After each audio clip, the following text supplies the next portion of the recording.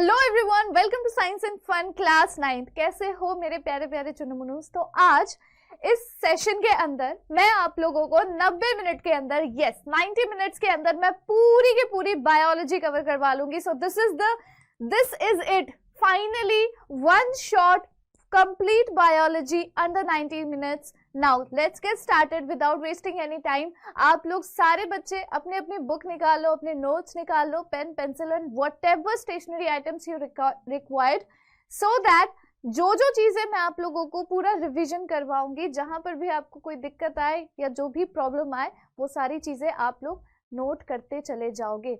पहले जहां पर भी प्रॉब्लम आई थी और अब वो सारी चीजें अगर समझ में आने लग जाए, देन दिस इज इट। यही है आप लोगों का पूरा वन शॉट रिवीजन। अब इसको करने के बाद 1.5 घंटे के अंदर पूरी बायोलॉजी खत्म करने के बाद मुझे नहीं लगता कि आप लोगों को बायोलॉजी में कभी भी कोई दिक्कत आने वाली है। एक और सेशन मैं आप लोगों का लूंगी जिसमें मैं आप लोगों से सब्जेक्टिव क्वेश्चंस भी डिस्कस करूंगी, बट उससे पहले हमें थ्योरी कंप्लीट करना ज्यादा जरूरी है। सो थ्योरी के लिए कि हमेशा के लिए आप लोगों के पास एक रिपोजिटरी होगी कि अच्छा ठीक है, बायोलॉजी के साइंस के एग्जाम्स आ रहे हैं, बायोलॉजी एक ही बार में खत्म कर देते हैं 1.5 घंटे के अंदर। बस प्लग इन करो ईयरफोन्स को या फिर बिना ईयरफोन्स के भी, वट एवर यू लाइक, और देखना शुरू कर दो। 1.5 घंटे के अंदर पूरा खल्लास कर देना है हम लोगों को biology.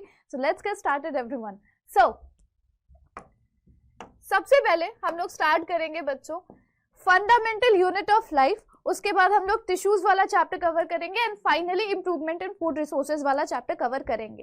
Fundamental unit of life में सारे सेल ऑर्गेनल्स के बारे में बताया जाएगा और उसके अलावा सेल के क्या क्या कंपोनेंट्स होते हैं, डिफरेंस क्या होता है प्लांट सेल और एनिमल सेल में, बेसिकली सारी चीजें जो भी आपके सिलेबस में प्रेजेंट है वो सब कुछ कवर हो जाएगा।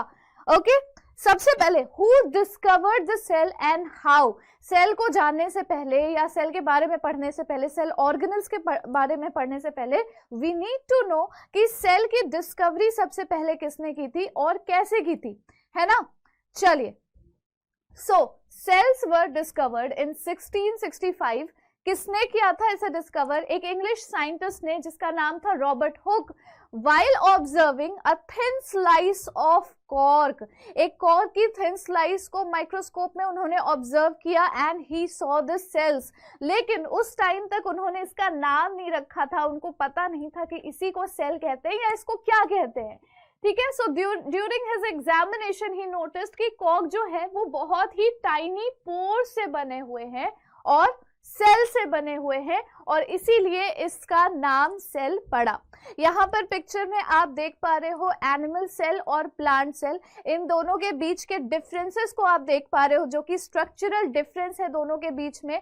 ये एक एनिमल सेल है और ये एक प्लांट सेल है। आप देख पा रहे हो कि प्लांट सेल के चारों तरफ एक वेल डिफाइंड बाउंड्री प्रेजेंट है और इसी बाउंड्री को हम सेल वॉल कहते हैं बच्चों, जो कि बाकी के सेल्स में यानी कि बेसिकली एनिमल के सेल्स में प्रेजेंट नहीं होता, प्लांट सेल में ही सेल वॉल प्रेजेंट होते हैं। उसके बाद आप यहाँ पर एक बड़ा सा स्पेस जैसा कुछ देख पा रहे हो, दिस इज वैक्यूल, और ये वैक्यूल यहाँ पर आपको बहुत छोटे छोटे जगहों पर कहीं कहीं पर मिलेगा, कहीं कहीं पर नहीं भी मिलेगा। ठीक है, तो ये सारे कुछ बेसिक डिफरेंसेस होते हैं। आगे चलकर आपको मैं सारी चीजें क्लियर करवा दूंगी। नाउ सेल का स्ट्रक्चर और फंक्शन क्या होता है और क्यों हम इसको structural and functional unit of life बोलते हैं, क्यों बोलते हैं? सबसे पहली बात तो सेल से छोटा कोई ऐसा स्ट्रक्चर ही नहीं होता जो लाइफ के किसी भी तरह के प्रोसेस को कैरी आउट करवा सके। सेल के अंदर जितनी भी चीजें, जितना भी फिजियोलॉजिकल फंक्शन कैरी आउट हो रहा है वो एक बेसिक फंक्शन है, उससे छोटा कोई स्ट्रक्चर नहीं पाया जाता। उसको डिविजिबल करके उसके डिविजिबिलिटी में कोई भी ज्यादा कंपोनेंट्स नहीं पाए जाते। एक सेल ही है जो कि बेसिक स्ट्रक्चर भी है और बेसिक फंक्शन भी है किसी भी तरह के लाइफ प्रोसेस को कैरी आउट करने के लिए। सो सेल फॉर्म करता है बेसिक स्ट्रक्चर एक ऑर्गेनिज्म में और एक कलेक्शन ऑफ सिमिलर सेल जो कि परफॉर्म करेंगे एक ऑर्गेनाइज्ड फंक्शन को, उसी को टिश्यू बोला जाता है बच्चों, जो हम लोग अगले चैप्टर में पढ़ने वाले हैं ठीक आधे घंटे के बाद। ठीक है, सो हर एक टिश्यू सर्व करेगा एक पर्पस, हर टिश्यू का एक पर्पस होता है क्योंकि बहुत सारे एक जैसे लिखा हुआ है ना, similar sales, collection of similar sales that perform a similar function, उन्हीं को टिश्यू बोला जाता है। तो यानी कि टिश्यू एक स्पेशल पर्पस सर्व कर रहा है, किसी तरह का पर्पस वो सर्व कर रहा है और उसको कंबाइन किया जा सकता है दूसरे टिश्यूज के साथ ताकि वो एक ऑर्गन बना सके। फिर वही ऑर्गन, बहुत सारे अलग अलग डिफरेंट ऑर्गन्स जब अपने अपने फंक्शन एक पर्टिकुलर पर्पस को फुलफिल करने के लिए कैरी आउट कर रहे होंगे तो हम उसको ऑर्गन सिस्टम बोलेंगे बच्चों। These carry out essential life processes, जैसे कि मेटाबॉलिज्म है, बॉडी की ग्रोथ करानी है, रिप्रोडक्शन कराना है, ठीक है, यूनिसेलुलर हो चाहे मल्टीसेलुलर हो, कैसा भी ऑर्गेनिज्म हो, उन सब में ऑर्गन्स प्रेजेंट होते हैं, टिश्यूज प्रेजेंट होते हैं और सेल प्रेजेंट होता है। अगर वो यूनिसेलुलर ऑर्गेनिज्म है तो नाम में ही यूनी और सेलुलर है, यानी कि वो सिंगल सेल का बना हुआ है बच्चों। तो सिंगल सेल कोई टिश्यू नहीं बना सकता।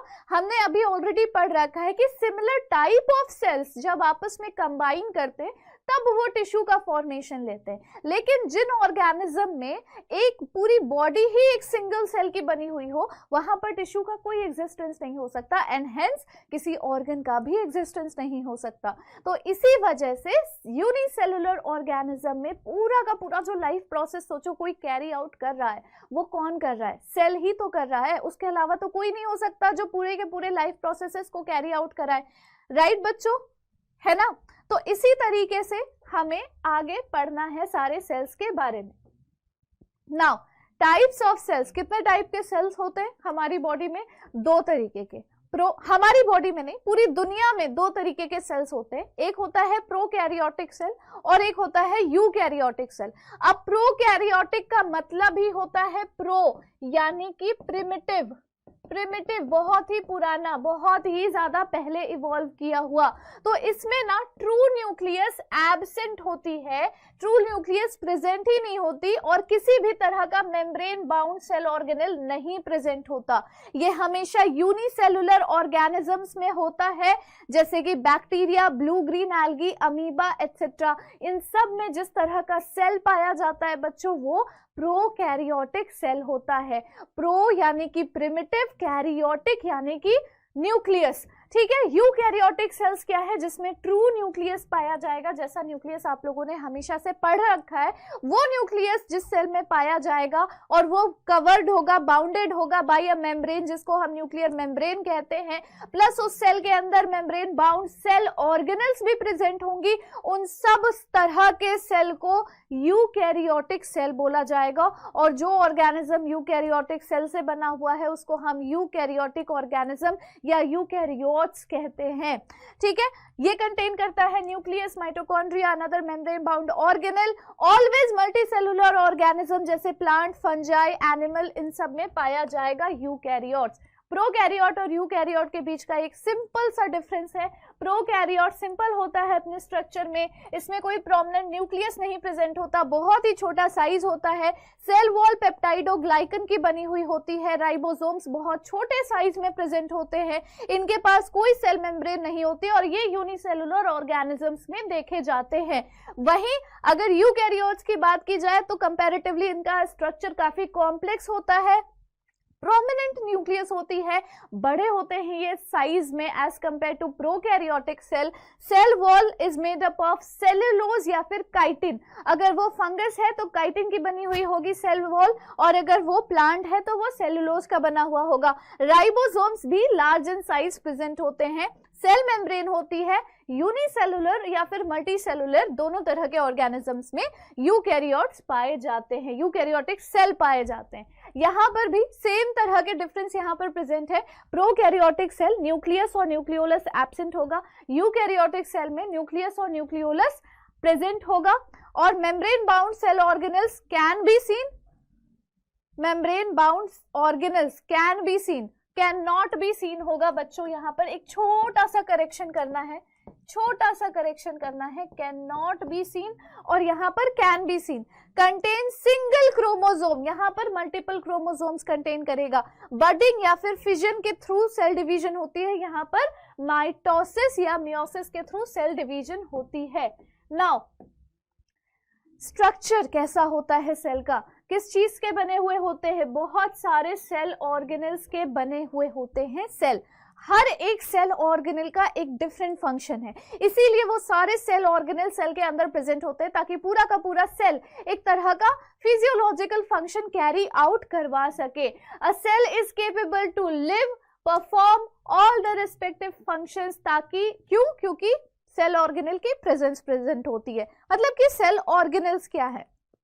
छोटे छोटे कंपोनेंट्स, अलग अलग तरह के कंपोनेंट्स जिसका स्ट्रक्चर भी अलग है, जिसका फंक्शन भी अलग है, लेकिन वो सारे के सारे एक सेल के अंदर प्रेजेंट होंगे, तभी पूरा का पूरा सेल एक तरह का प्रोसेस कंप्लीट कर पाएगा। अगर वो सारे सेल ऑर्गेनल्स अलग अलग प्रेजेंट हो तो वो अपने आप में किसी भी तरह का फंक्शन परफॉर्म नहीं कर पाएंगे। और यही रीजन है कि हम सेल ऑर्गेनल को basic unit of structure and function ना बोल करके सेल को basic structure and function of cell of life बोलते हैं। ठीक है, now all cells have the same organelles irrespective of their function or organism they are found in, let it be a bone cell या फिर nerve cell या फिर कोई भी other cell हो। उन सारे अलग अलग तरह के cells में बच्चों न्यूक्लियस भी पाया जाएगा, माइटोकॉन्ड्रिया भी पाया जाएगा, गोल्जी एपरेटस भी पाया जाएगा, एंडोप्लाज्मिक रेटिकुलम भी पाया जाएगा, प्लास्टिड पाई जाएगी अगर प्लांट का सेल है तो, अगर एनिमल का सेल है तो सेंट्रियोल भी पाया जाएगा। हर एक तरह के ऑर्गेनल हर एक तरह के सेल में पाए जाते हैं, irrespective of the function, irrespective of the body they are exhibiting, या फिर कोई भी ऑर्गेनिज्म है, कोई भी अलग तरह का टिश्यू है, हर एक सेल के अंदर जो सेल ऑर्गेनल्स प्रेजेंट होते हैं, सेल कंपोनेंट्स प्रेजेंट होते हैं, वो सब एक जैसे होते हैं बच्चों। ठीक है, अगला देखो, अब हम लोग स्टार्ट करेंगे हर एक तरह के सेल ऑर्गेनल से। सबसे पहले पूरे सेल को कवर करने वाली जो मेम्ब्रेन होती है, जिसको हम प्लाज्मा मेम्ब्रेन कहते हैं, वो क्या है? It is the outer most layer of the cell बच्चों, जो कि सेपरेट करता है सेल के कंटेंट को from external environment and internal environment. मतलब सेल के अंदर का एनवायरनमेंट बाहर के एनवायरनमेंट से कितना अलग होना चाहिए, इस चीज के ऊपर, किस चीज के ऊपर डिपेंड करेगा? प्लाज्मा मेम्ब्रेन के ऊपर डिपेंड करेगा। अलाउ करता है कुछ मटेरियल्स को from the surrounding to enter या फिर एग्जिट करने के लिए from the cell. It also allows the material from cell to exit outside, यानी कि ये एक तरह से सेलेक्टिवली परमिएबल मेम्ब्रेन की तरह काम करता है बच्चों। सेलेक्टिवली परमिएबल मेम्ब्रेन, ध्यान से देखना, सेलेक्टिवली परमिएबल मेम्ब्रेन, क्लियर है? कंट्रोल करता है entry and exit of materials in and out of the cell, और इसीलिए इसको सेलेक्टिवली परमिएबल मेम्ब्रेन बोला जाता है। ऑलरेडी लिखा हुआ है, सो आप लोगों को एक्स्ट्रा कुछ लिखने की जरूरत नहीं है। बस ये पूरी पीपीटी आप लोगों को मिल जाएगी बच्चों टेलीग्राम पर भी, और आपको ऐप पर भी मिल जाएगी। इसके अलावा आपको कोई भी एक्स्ट्रा नोट्स की जरूरत ही नहीं पड़ने वाली है। गैसेस जैसे कि कार्बन डाइऑक्साइड है, ऑक्सीजन है, ये भी मूव इन कर सकते हैं या मूव आउट कर सकते हैं, डिपेंड करता है high concentration to low concentration of the cell में थ्रू द सेल मेम्ब्रेन, और किस चीज के थ्रू ये मूव इन मूव आउट करेंगे, from the process of diffusion. आप लोगों को पता है डिफ्यूजन क्या है? It is the movement of particles from the higher concentration to the lower concentration. It also allows movement of water in and out of the cell depending upon the concentration outside the cell by the process of osmosis. अगर water के molecules है तो osmosis के through इनका movement होगा, अगर कोई particle है या फिर गैसेस है तो डिफ्यूजन के थ्रू इनका मूवमेंट होगा। अगला देखो, अगला जो सेल ऑर्गेनल है that is cell wall. Cell wall क्या है? एक तरह की बाउंड्री है, एक तरह का समझ लो कि एक बाउंडेशन, एक मेम्ब्रेन भी नहीं है, ये एक ऐसा कंपोनेंट है प्लांट सेल का जो कि प्लांट के सेल को बिल्कुल इंटैक्ट रखता है, बिल्कुल रिजिड रखता है। सो it is found in plant cells outside the plasma membrane, यानी कि सबसे पहले, सबसे बाहर की जो ये बाउंड्री होगी वो सेल वॉल की होगी, और उसके अंदर प्लाज्मा मेम्ब्रेन पाया जाएगा, तब जाके सेल के बाकी के कंटेंट्स दिखेंगे। एक तरह का रिजिड कवरिंग है जो कि सेल्यूलोज का बना हुआ होता है। सेल्यूलोज एक कॉम्प्लेक्स सब्सटेंस है बच्चों जो प्रोवाइड करती है सेल को उसकी स्ट्रक्चरल सपोर्ट और रिजिडिटी।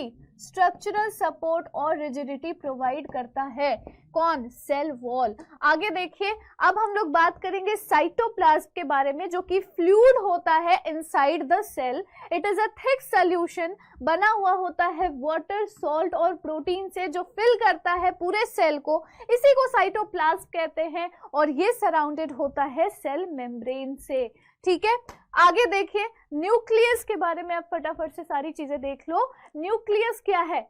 छोटा राउंड मेम्ब्रेन जो कि बाउंडेड स्ट्रक्चर है, एक सेल के अंदर पाया जाता है। जो फ्लूइड न्यूक्लियस के अंदर पाई जाती है उसको न्यूक्लियर फ्लूइड या न्यूक्लियोप्लाज्म कहते हैं। और चारों तरफ से जो मेम्ब्रेन न्यूक्लियस को कवर करती है उसे न्यूक्लियर मेम्ब्रेन कहते हैं बच्चों। ठीक है, it controls the cell growth and reproduction, क्योंकि ये कंटेन करता है सेल की हेरिडिटी इंफॉर्मेशन को। ये सेल के हेरिडिटी इंफॉर्मेशन को कंटेन करेगा। और किस फॉर्म में कंटेन करेगा? न्यूक्लियस के अंदर बहुत सारे क्रोमेटिन फाइबर्स प्रेजेंट होते हैं, वो कंडेंस होके क्रोमोसोम्स बना लेते हैं बच्चों, क्रोमोसोम्स। और वही क्रोमोसोम्स किस चीज के बने हुए हैं? डीएनए के बने हुए हैं। डीएनए के अंदर छोटे छोटे सेगमेंट में आपको जीन्स दिखाई देंगे और यही जीन है जो कि हेरिडिटी इंफॉर्मेशन को कैरी करता है। It is covered by dual layer, जिसको न्यूक्लियर मेम्ब्रेन कहते हैं। ये अभी हम लोगों ने देख भी लिया। The nuclear membrane contains pores, छोटे छोटे पोर्स, न्यूक्लियर पोर्स प्रेजेंट होते हैं, जिसके वजह से मटेरियल ट्रैवल कर सकता है from both inside the nucleus from its outer surrounding, जैसे कि साइटोप्लाज्म। न्यूक्लियस कंटेन करते हैं कुछ थ्रेड लाइक स्ट्रक्चर जिसको क्रोमेटिन बोला जाता है, and it exist during the resting stage of cell. और आगे चलकर फिर ये क्रोमोसोम्स बन जाते हैं। फिर ये क्रोमोसोम्स बने होते हैं बहुत सारे डीएनए से, और डीएनए के अंदर छोटे छोटे सेगमेंट्स में जीन्स प्रेजेंट होते हैं जो कैरी करते हैं हेरिडिटी इंफॉर्मेशन को, या फिर उन इंफॉर्मेशन को जो पास ऑन किया जाता है फ्रॉम पेरेंट्स टू ऑफस्प्रिंग्स। ठीक है बच्चों, तो न्यूक्लियस कवर हो गया यहाँ पर आपका। अब हम लोग बात करते हैं एंडोप्लाज्मिक रेटिकुलम के बारे में। क्या है एंडोप्लाज्मिक रेटिकुलम? एक large network of membranes sheet है। आप एक काम करो ना, आपको जब देखता है ना न्यूज़पेपर्स आपको दिखते हैं, न्यूज़पेपर्स को पूरा ऐसे फैला दो और उसके बाद ना एक दोनों एंड पे ऐसे पकड़ के और बिल्कुल उसको कंस्ट्रिक्ट कर दो। आपको बहुत सारे फोल्ड्स और क्रेस्ट और ट्रफ्स दिखाई देंगे, है ना, एकदम घुमचाया हुआ आपको पेपर दिखाई देगा। बस वही है एंडोप्लाज्मिक रेटिकुलम। ठीक है, large network of membranes sheet और ट्यूब्स होती है जिसको हम एंडोप्लाज्मिक रेटिकुलम कहते हैं। फिल्ड होती है फ्लूइड से और वो कैरी करती है कुछ मटेरियल को throughout the cell, due to which उसे transportation system of the cell भी हम कहते हैं। उसे हम ट्रांसपोर्टेशन सिस्टम क्यों कहते हैं बच्चों? क्योंकि वो कैरी करती है मटेरियल को थ्रू आउट द सेल। किस तरह के मटेरियल को? जो मटेरियल वो खुद सिंथेसाइज कर रही है। It transport materials between the region of cytoplasm और between the cytoplasm and nucleus.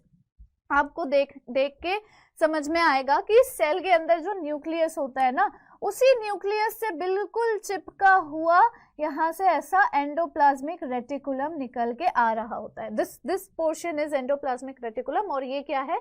इसमें छोटे छोटे पोर्स हैं न्यूक्लियस में, आउटर मेम्ब्रेन में, ये न्यूक्लियोपोर हो गया। तो इस तरीके से प्रेजेंट होता है एंडोप्लाज्मिक रेटिकुलम।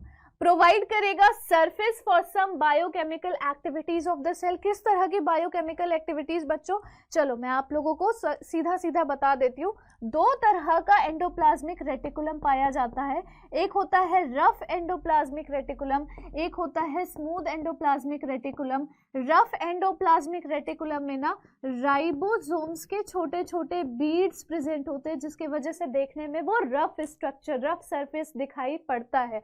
और राइबोसोम का क्या काम होता है? प्रोटीन की सिंथेसिस करना। यानी कि रफ एंडोप्लाज्मिक रेटिकुलम में प्रोटीन बन रही होती है। स्मूथ एंडोप्लाज्मिक रेटिकुलम का सरफेस इतना स्मूथ या स्लिपरी क्यों लगता है? क्योंकि इसमें लिपिड की प्रेजेंस होती है बच्चों, लिपिड प्रेजेंट होता है और लिपिड की ये सिंथेसिस भी करता है, इसी की वजह से इसकी सरफेस इतनी ज्यादा स्मूथ नजर आती है। तो यानी कि ये जिस मटेरियल के ट्रांसपोर्टेशन की बात कर रहा है, कहीं ना कहीं वो प्रोटीन और लिपिड ही वो मटेरियल है ना। अब देखो राइबोसोम के बारे में यहाँ क्या लिखा हुआ है बच्चों, राइबोसोम मैन्युफैक्चर करते हैं प्रोटीन्स को which are transported throughout the cell by endoplasmic reticulum. साफ साफ यहाँ पर लिखा हुआ है, समझ में आ गया। So it is also known as protein factory of the cell. Cell में जो प्रोटीन बनाने की फैक्ट्री होती है वो यही होती है। क्लियर है? एंडोप्लाज्मिक रेटिकुलम आई होप आप लोगों का क्लियर हो गया है। बहुत ही ज्यादा इंपॉर्टेंट है क्योंकि इसके दो अलग अलग टाइप्स होते हैं बच्चों। आपसे कभी भी रफ एंडोप्लाज्मिक रेटिकुलम पूछा जा सकता है, आपसे कभी भी स्मूथ एंडोप्लाज्मिक रेटिकुलम पूछा जा सकता है। क्लियर? चलिए गोल्जी एपरेटस के बारे में देख लेते हैं बच्चों। होता क्या है ना कि जितना भी प्रोडक्ट या जितना भी मटेरियल एंडोप्लाज्मिक रेटिकुलम ने सिंथेसाइज किया, मैन्युफैक्चर किया, अब उसकी पैकेजिंग भी तो जरूरी है। फैक्ट्री में कोई भी सामान जब बनता है तो हम उसे ऐसे ही थोड़ी ना मार्केट में उतार देते हैं, हम उसकी पैकेजिंग करते हैं, हम उस पे बहुत सारे लेबल्स लगाते हैं, हम उसकी टेस्टिंग करते हैं कि क्या ये फिट है मार्केट में जाने के लिए या नहीं है। ये सारे प्रोसेसेस कौन करेगा सेल के अंदर? गोल्जी एपरेटस करेगा बच्चों। सो it is the stack of flattened membranes vesicle और इसी को गोल्जी एपरेटस बोला जाता है। बेसिकली इसका काम है स्टोरेज का, पैकेजिंग का और मॉडिफिकेशन का। किसके मॉडिफिकेशन का? Of the products in the vesicles. कौन से प्रोडक्ट्स? जो प्रोडक्ट्स बने एंडोप्लाज्मिक रेटिकुलम में वो ट्रांसपोर्ट हुए गोल्जी एपरेटस में। क्यों? क्योंकि ट्रांसपोर्टेशन का ही तो काम एंडोप्लाज्मिक रेटिकुलम का है, वो ट्रांसपोर्टेशन भी करता है प्लस वो प्रोटीन की फैक्ट्री भी है। तो वो कोई भी चीज बनाकर मैन्युफैक्चर करके, प्रोटीन और लिपिड का मैन्युफैक्चरिंग करके उसके बाद वो उसे ट्रांसपोर्ट करेगा गोल्जी एपरेटस में, जहां पर गोल्जी एपरेटस उसकी स्टोरेज भी करेगा, उसकी पैकेजिंग भी करेगा, उसको सेलुलर मॉडिफिकेशन भी करेगा कि अच्छा ठीक है इसमें थोड़ी सी कमी आ गई है, इसको मैं थोड़ा और अच्छे तरीके से मॉडिफाई करके तब इसे भेजूंगा बाहर सेल में। सो ये काम होता है गोल्जी एपरेटस का। इट टेम्पररली स्टोर्स प्रोटीन जो मूव आउट करती है फ्रॉम द सेल से through out the vesicle of the Golgi apparatus, और इसी प्रोटीन के प्रेजेंस की वजह से हमारा सेल आसानी से हर तरह के फिजियोलॉजिकल एक्टिविटीज को परफॉर्म कर पाता है। It packs and transports the material synthesised in endoplasmic reticulum to different targets inside and outside of the cell. कभी कभी सेल के बाहर भी चीजें सिक्रीट करनी पड़ती है, सिक्रीशन करना पड़ता है, ये काम भी गोल्जी एपरेटस का है। कभी कभी सेल के अंदर इन सारे सेल्स को प्रोटीन वगैरह देना पड़ता है ताकि उन्हें एनर्जी मिल सके कि वो सेल एक फंक्शन परफॉर्म कर पाए, तो उसके लिए भी गोल्जी एपरेटस ही रिस्पॉन्सिबल है बच्चों। नाउ अब हम बात करते हैं लाइजोसोम्स के बारे में। लाइजोसोम्स क्या है? द सैक लाइक स्ट्रक्चर एक सेल के अंदर जो सराउंड होता है एक मेम्ब्रेन से, उसी को लाइजोसोम बोला जाता है। बहुत ही इंपॉर्टेंट स्ट्रक्चर है सेल ऑर्गेनल्स में से एक है ये। और क्यों इतना ज्यादा इंपॉर्टेंट है बच्चों? क्योंकि जितनी भी वेस्ट मटेरियल्स होती हैं, जितने भी सेल्स डेड हो जाते हैं या कभी भी सेल को इन्फेक्शन होने का खतरा होता है, इन लाइजोसोम्स के अंदर हाइड्रोलिटिक एंजाइम्स पाए जाते हैं जो बर्स्ट करेगा और पूरे सेल को डाइजेस्ट कर देगा। बेसिकली ये जिस सेल के अंदर रह रहा है उसी सेल को किल करने का काम ये करता है। जिस थाली में खाता है उसी थाली में छेद कर देता है, ये काम होता है लाइजोसोम का। So they keep the cells clean by digesting and breaking the outside material, जैसे कि बैक्टीरिया हो गया, फूड हो गया जो एंटर कर रहे हैं इनसाइड द सेल, या फिर कोई भी वॉर्न आउट सेल ऑर्गेनल है।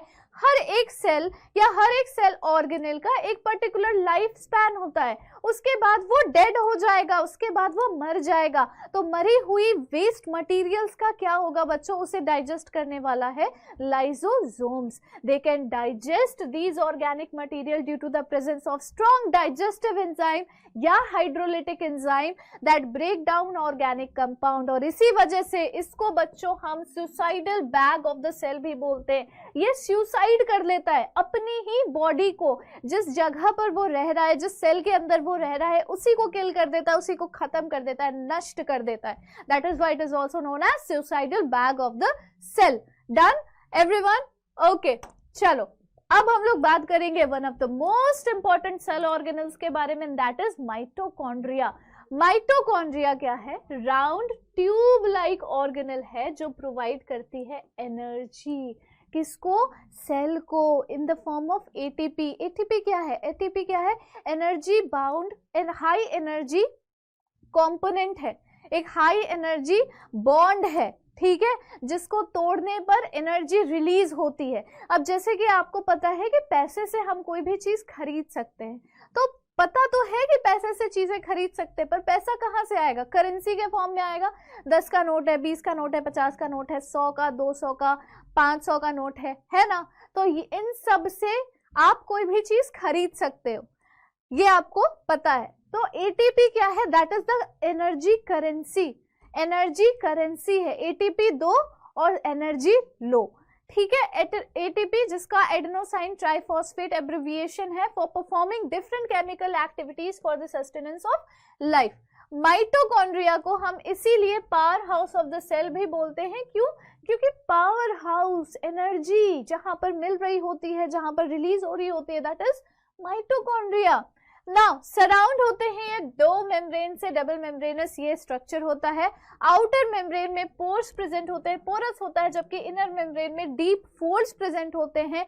डीप फोल्ड्स इसलिए होते हैं कि जितना ज्यादा फोल्डिंग्स होगी उतना ज्यादा सरफेस एरिया बढ़ेगा, और सरफेस एरिया बढ़ेगा तो कुछ केमिकल रिएक्शंस होंगे परफॉर्म, और एटीपी का जनरेशन होगा। जितना ज्यादा एटीपी बनता चला जाएगा उतनी ज्यादा एनर्जी ये दे सकेगा अपने सेल को। सो it is like jelly like substance जो प्रेजेंट होता है स्पेस में, एनक्लोज्ड बाय इनर मेम्ब्रेन, और उसी को हम बच्चों मैट्रिक्स कहते हैं। यानी कि माइटोकॉन्ड्रिया के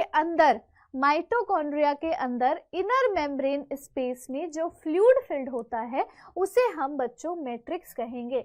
माइटोकॉन्ड्रिया के पास अपना खुद का डीएनए होता है और राइबोसोम भी होता है, और इसीलिए माइटोकॉन्ड्रिया खुद ही बहुत सारे फंक्शंस अपने आप में ही कैरी करने के लिए केपेबल है। That is why it is also known as autonomous cell organelle. Autonomous cell organelle क्यों कहते हैं? क्योंकि इसके पास खुद का डीएनए है, खुद का राइबोसोम है, जो कि आसानी से खुद से अपना प्रोटीन बना सकता है, उसे किसी दूसरे सेल ऑर्गेनल की जरूरत नहीं है। बेसिकली ये एक तरह से एंडोप्लाज्मिक रेटिकुलम का राइवल हो गया, उसे इसकी जरूरत नहीं है। एंडोप्लाज्मिक रेटिकुलम तो बना ही रहा है प्रोटीन, पर इसके पास भी खुद का राइबोसोम है, ये भी बना सकता है अपना प्रोटीन। ठीक है बच्चों, क्लियर हो गया आप लोगों को माइटोकॉन्ड्रिया। आगे चलते हैं। Now we will talk about plastids, one of the most important cell organelle of plant cell. बच्चों सिर्फ और सिर्फ प्लांट सेल में ही प्लास्टिड्स पाए जाते हैं।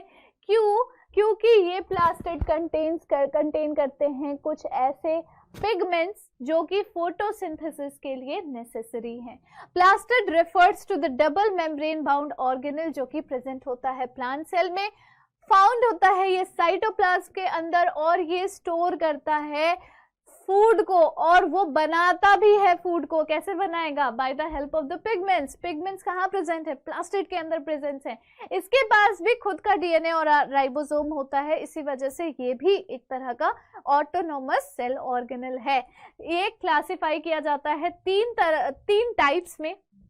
यहाँ क्लोरोप्लास्ट और ल्यूकोप्लास्ट बस लिखा है, मैं तीसरा टाइप भी लिख देती हूँ। तीसरा टाइप है क्रोमोप्लास्ट।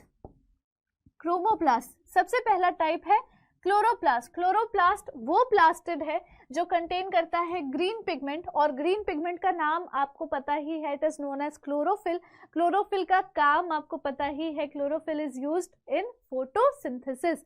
अगला है ल्यूकोप्लास्ट। ल्यूकोप्लास्ट स्टोर करेगा स्टार्च को, ऑयल्स को और प्रोटीन के ग्रैन्यूल्स को। और अगला है क्रोमोप्लास्ट बच्चों।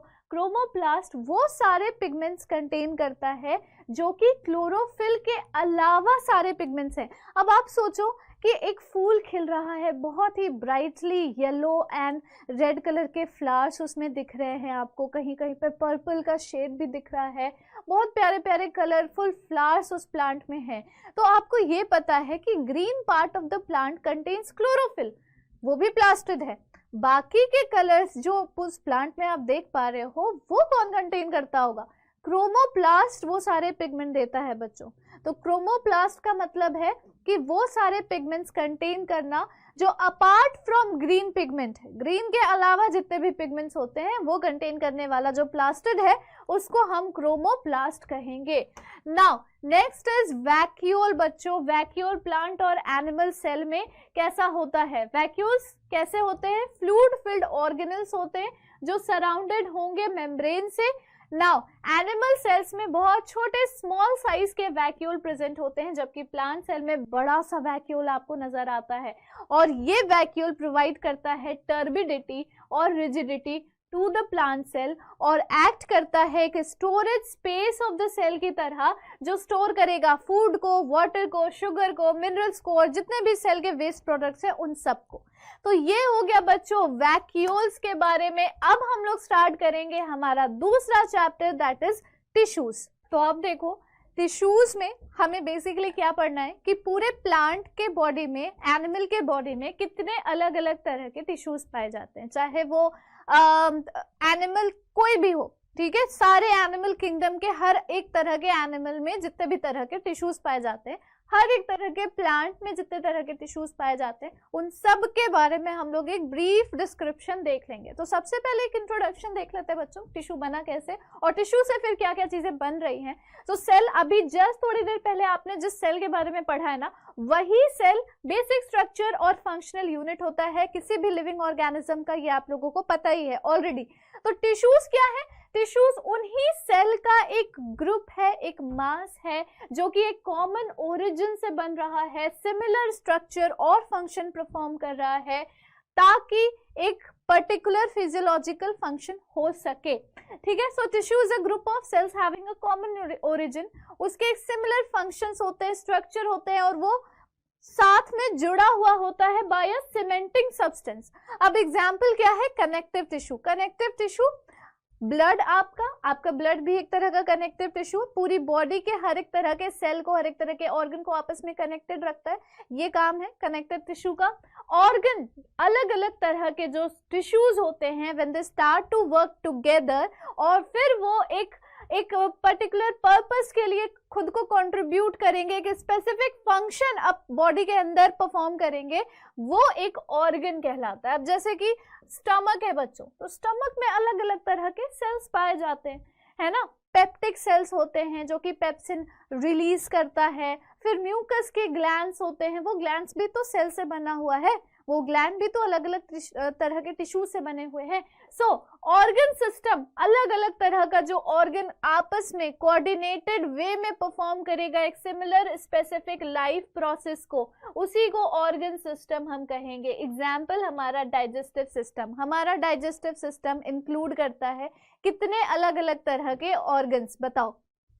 सबसे पहले डाइजेस्टिव सिस्टम, स्टमक है, पैनक्रियाज है, लिवर है, small intestine, large intestine and gall bladder, right. ये इतनी सारी चीजें तो वो सिर्फ और सिर्फ डाइजेस्टिव सिस्टम के अंदर ही आ रही है, फूड पाइप, सब कुछ, ठीक है। तो उसी तरह से हमारी बॉडी में इतने सारे लाइफ प्रोसेसेस अलग अलग है, अलग अलग सिस्टम्स प्रेजेंट है। नर्वस सिस्टम है, हमारा ट्रांसपोर्ट सिस्टम है, हमारा रेस्पिरेटरी सिस्टम है, एक्सक्रीटरी सिस्टम है, रिप्रोडक्टिव सिस्टम है। हर एक तरह का जो सिस्टम हमारी बॉडी के अंदर पाया जा रहा है ना, वो अलग अलग ऑर्गन से कोऑर्डिनेटेड वे में एक फंक्शन परफॉर्म कर रहे हैं, एक लाइफ प्रोसेस परफॉर्म कर रहे हैं, इसीलिए उसको ऑर्गन सिस्टम बोला जाता है, not digestive system. So organism, finally in सारे ऑर्गन सिस्टम्स को मिलाकर हम एक ऑर्गेनिज्म को बिल्ड करते हैं। Various organ systems work simultaneously together, एक ही साथ वो सब काम करेंगे और वो कंस्टिट्यूट करेंगे ऑर्गेनिज्म को। जैसे कि कोई प्लांट है, कोई भी एनिमल है, उस एनिमल के अंदर, अब मेरी बॉडी के अंदर एक ही साथ में मेरा हार्ट भी फंक्शन कर रहा है, यानी कि ट्रांसपोर्टेशन सिस्टम भी चल रही है, मैं सांस भी ले पा रही हूँ, यानी कि रेस्पिरेटरी सिस्टम भी वर्क कर रहा है, मैं अभी बोल पा रही हूँ, आपको पढ़ा पा रही हूँ, यानी कि मेरा नर्वस सिस्टम भी वर्क कर रहा है, मैंने अभी थोड़ी देर पहले जो खाना खाया है वो भी डाइजेस्ट हो रहा है, एक ही टाइम पर डाइजेस्टिव सिस्टम भी परफॉर्म हो रहा है। और ऑब्वियस सी बात है कि बॉडी में इतने सारे नाइट्रोजनस वेस्ट प्रोडक्ट्स बनते रहते हैं, उसका रिमूवल यानी कि एक्सक्रीटरी प्रोसेस भी अभी कंटिन्यूअसली चल रहा है मेरी बॉडी में। हर एक तरह का ऑर्गन सिस्टम साइमल्टेनियसली वर्क करता है और वो ऑर्गेनिज्म के अंदर पाया जाता है। नाउ आगे अब हम लोग चलेंगे, दो बेसिक टाइप के टिश्यूज के बारे में हमें पढ़ना है इस चैप्टर के अंदर, that is plant tissues and animal tissues. उसके टिश्यूज के बारे में पढ़ने से पहले बेसिक हम लोग इन दोनों के बीच का डिफरेंसेस देख लेते हैं। प्लांट टिश्यूज में डेड सपोर्टिव टिश्यूज ज्यादा अबंडेंट होते हैं as compare to living tissues, लेकिन एनिमल टिश्यूज में लिविंग और सपोर्टिव टिश्यूज ज्यादा अबंडेंट होते हैं as compare to dead tissues. जैसे हमारी बॉडी में डेड टिश्यूज कौन से क्या क्या होंगे, हमारे हेयर होंगे, ठीक है, हमारा हेयर पूरी बॉडी में हर जगह पे अलग अलग ग्रोथ पैटर्न्स होते हैं हेयर के। नेल्स, हमारे नेल्स में डेड टिश्यूज प्रेजेंट है, नेल्स को कट करो दर्द नहीं होता, यानी कि वो डेड है। तो ये बहुत छोटी छोटी जगह है जो छोटा छोटा कॉम्पोजिशन है डेड टिश्यूज का। लेकिन प्लांट में इतनी सारी लकड़ियां होती है, लकड़ियों के अंदर सिर्फ और सिर्फ डेड टिश्यूज ही भरे हुए हैं। सिर्फ प्लांट के जो सॉफ्ट और डेलिकेट पार्ट्स होते हैं, लीव्स होता है, टेंडर स्टेम्स होते हैं, इसमें लाइफ प्रेजेंट होती है। तो अबंडेंस की अगर बात की जाए तो प्लांट में डेड सेल ज्यादा अबंडेंट है और एनिमल्स में लाइफ को सपोर्ट करने वाला लिविंग टिश्यू ज्यादा अबंडेंट है। प्लांट में कम मेंटेनेंस ऑफ एनर्जी रिक्वायर्ड होती है, लेकिन एनिमल्स को ज्यादा मेंटेनेंस एनर्जी की रिक्वायरमेंट होती है। प्लांट टिश्यूज डिफरेंशिएशन अगर मेरिस्टेमेटिक और परमानेंट टिश्यूज की हो जाती है, लेकिन एनिमल टिश्यूज में कोई परमानेंट कोई मेरिस्टेमेटिक या फिर परमानेंट टिश्यू नहीं पाया जाता, नहीं देखा जाता। ऑर्गेनाइजेशन प्लांट टिश्यूज का बहुत ही सिंपल है, लेकिन एनिमल टिश्यू का उतना ही ज्यादा कॉम्प्लेक्स, उतना ही ज्यादा कॉम्प्लिकेटेड है। भाई साहब इसको समझना इतना मुश्किल है। अगर समझ लो एपिडर्मल टिश्यूज हो गए, फिर मस्कुलर टिश्यूज है, फिर कनेक्टिव टिश्यूज है, न्यूरल टिश्यूज है, इतने 75 तरह के तो टिश्यूज प्रेजेंट होते हैं। Tissue organisation is meant for stationary habit of plant, क्योंकि आपको पता है प्लांट जो है अपनी जगह से हिलते नहीं है, कहीं एक जगह से दूसरी जगह लोकोमोट नहीं करते हैं, तो उस हिसाब से उनकी पूरी बॉडी में टिश्यू का पूरा ऑर्गेनाइजेशन प्रेजेंट है। लेकिन एनिमल्स जहाँ की लोकोमोशन परफॉर्म करते हैं तो उनकी मोबिलिटी के हिसाब से टिश्यू का ऑर्गेनाइजेशन प्रेजेंट होता है एनिमल्स के अंदर। नाउ प्लांट टिश्यूज पर अब हम लोग आ जाएंगे, पूरा प्लांट टिश्यूज कवर करेंगे और उसके बाद हम लोग पूरा एनिमल टिश्यूज कवर करेंगे। प्लांट टिश्यूज बेसिकली दो टाइप के होते हैं, मेरिस्टेमेटिक टिश्यू और परमानेंट टिश्यू। मेरिस्टेमेटिक टिश्यूज वो टिश्यूज होते हैं जो लिविंग होते हैं, प्लस वो डिफ्रेंशिएट करते रहते हैं, वो ग्रोथ कराते हैं प्लांट के बॉडी की।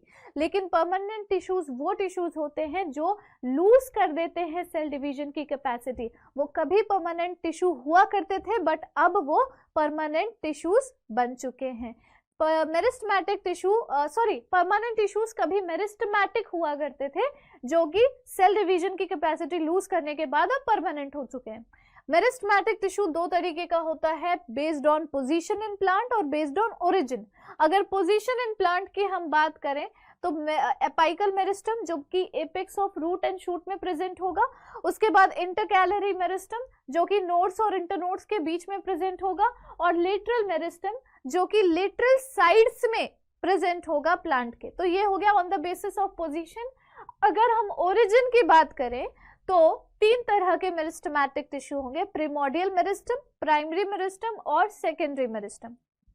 सब देखेंगे अभी हम लोग आगे चलकर।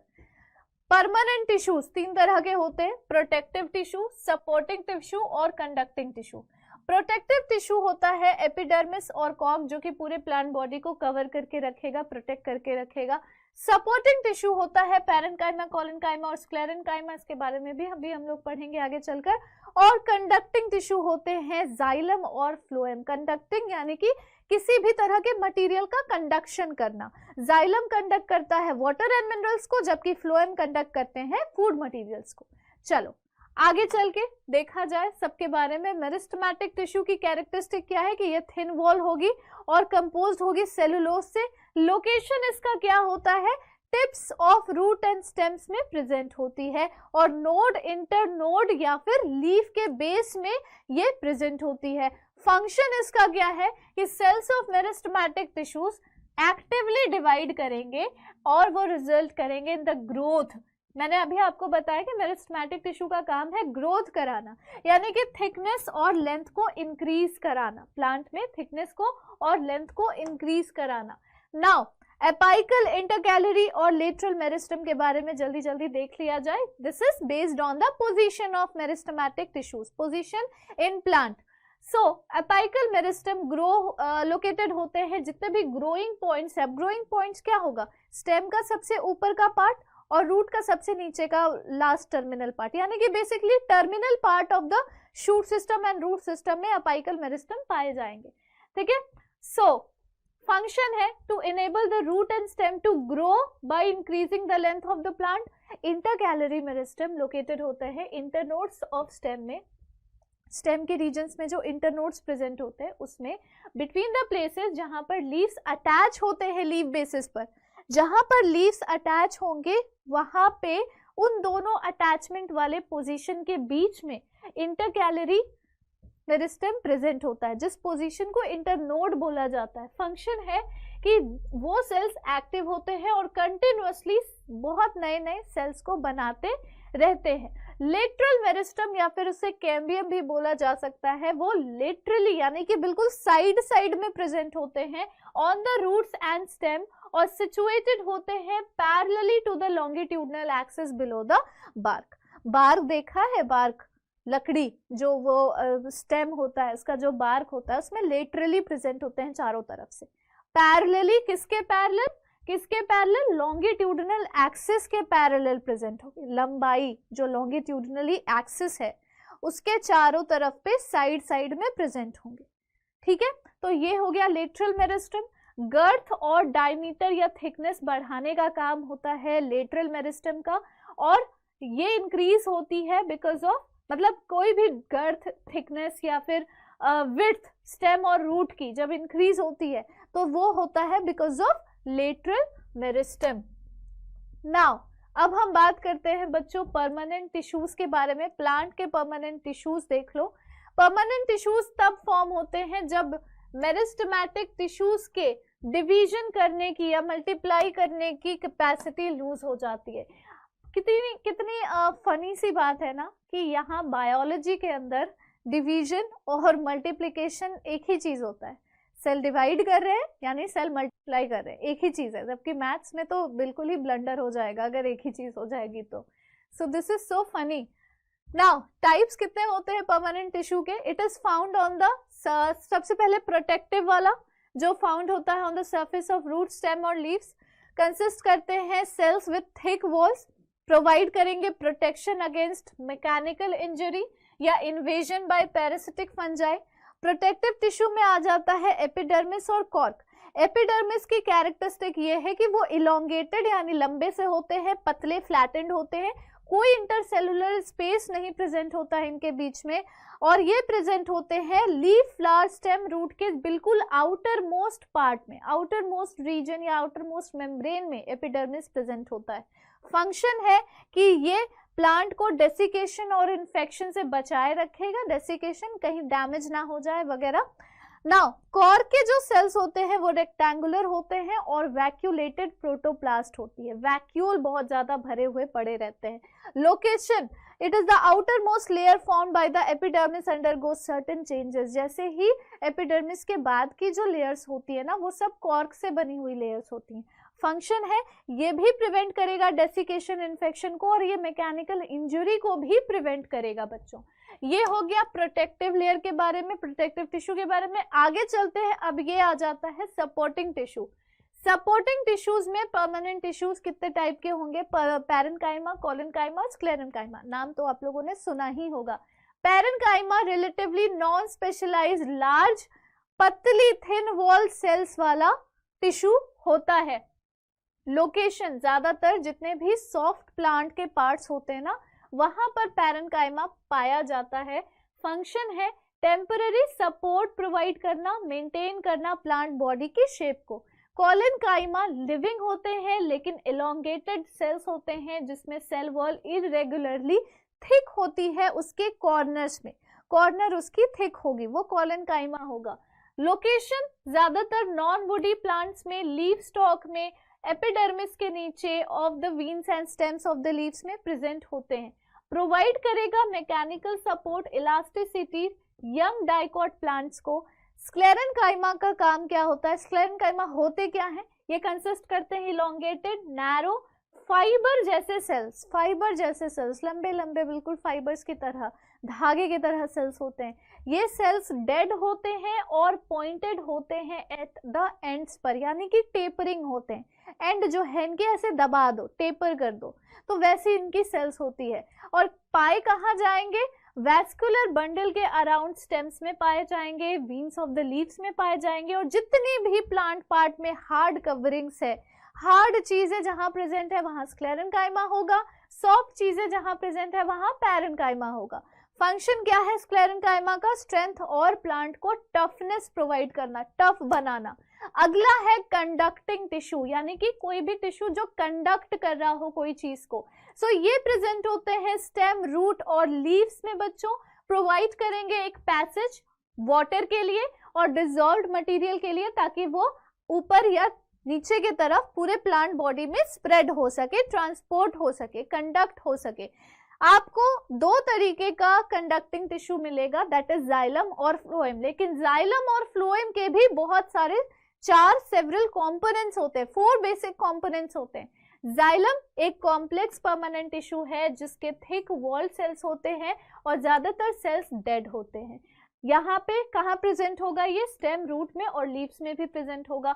अपवर्ड मूवमेंट ऑफ वाटर कराता है और डिसॉल्व्ड मटेरियल यानी कि मिनरल्स का अपवर्ड मूवमेंट कराता है। 4 कंपोनेंट्स है, tracheid, xylem vessels, xylem parenchyma और जाइलम फाइबर्स। ट्रैकीड्स और वेसल्स का काम होता है to do the upward movement, ठीक है, ये एसेंट ऑफ सैप में काम आते हैं। इलोंगेटेड सेल्स होते हैं टेपरिंग एंड के साथ, ट्यूबुलर स्ट्रक्चर होती है डेड सेल्स के साथ। इनका काम है provide network of hollow and connected cells for the transport of water, और ये मिनरल्स का ट्रांसपोर्टेशन कराता है। Xylem parenchyma living parenchyma cells होती हैं जो जाइलम से एसोसिएटेड होती हैं, स्टोर करेगी फूड को प्लांट बॉडी के अंदर।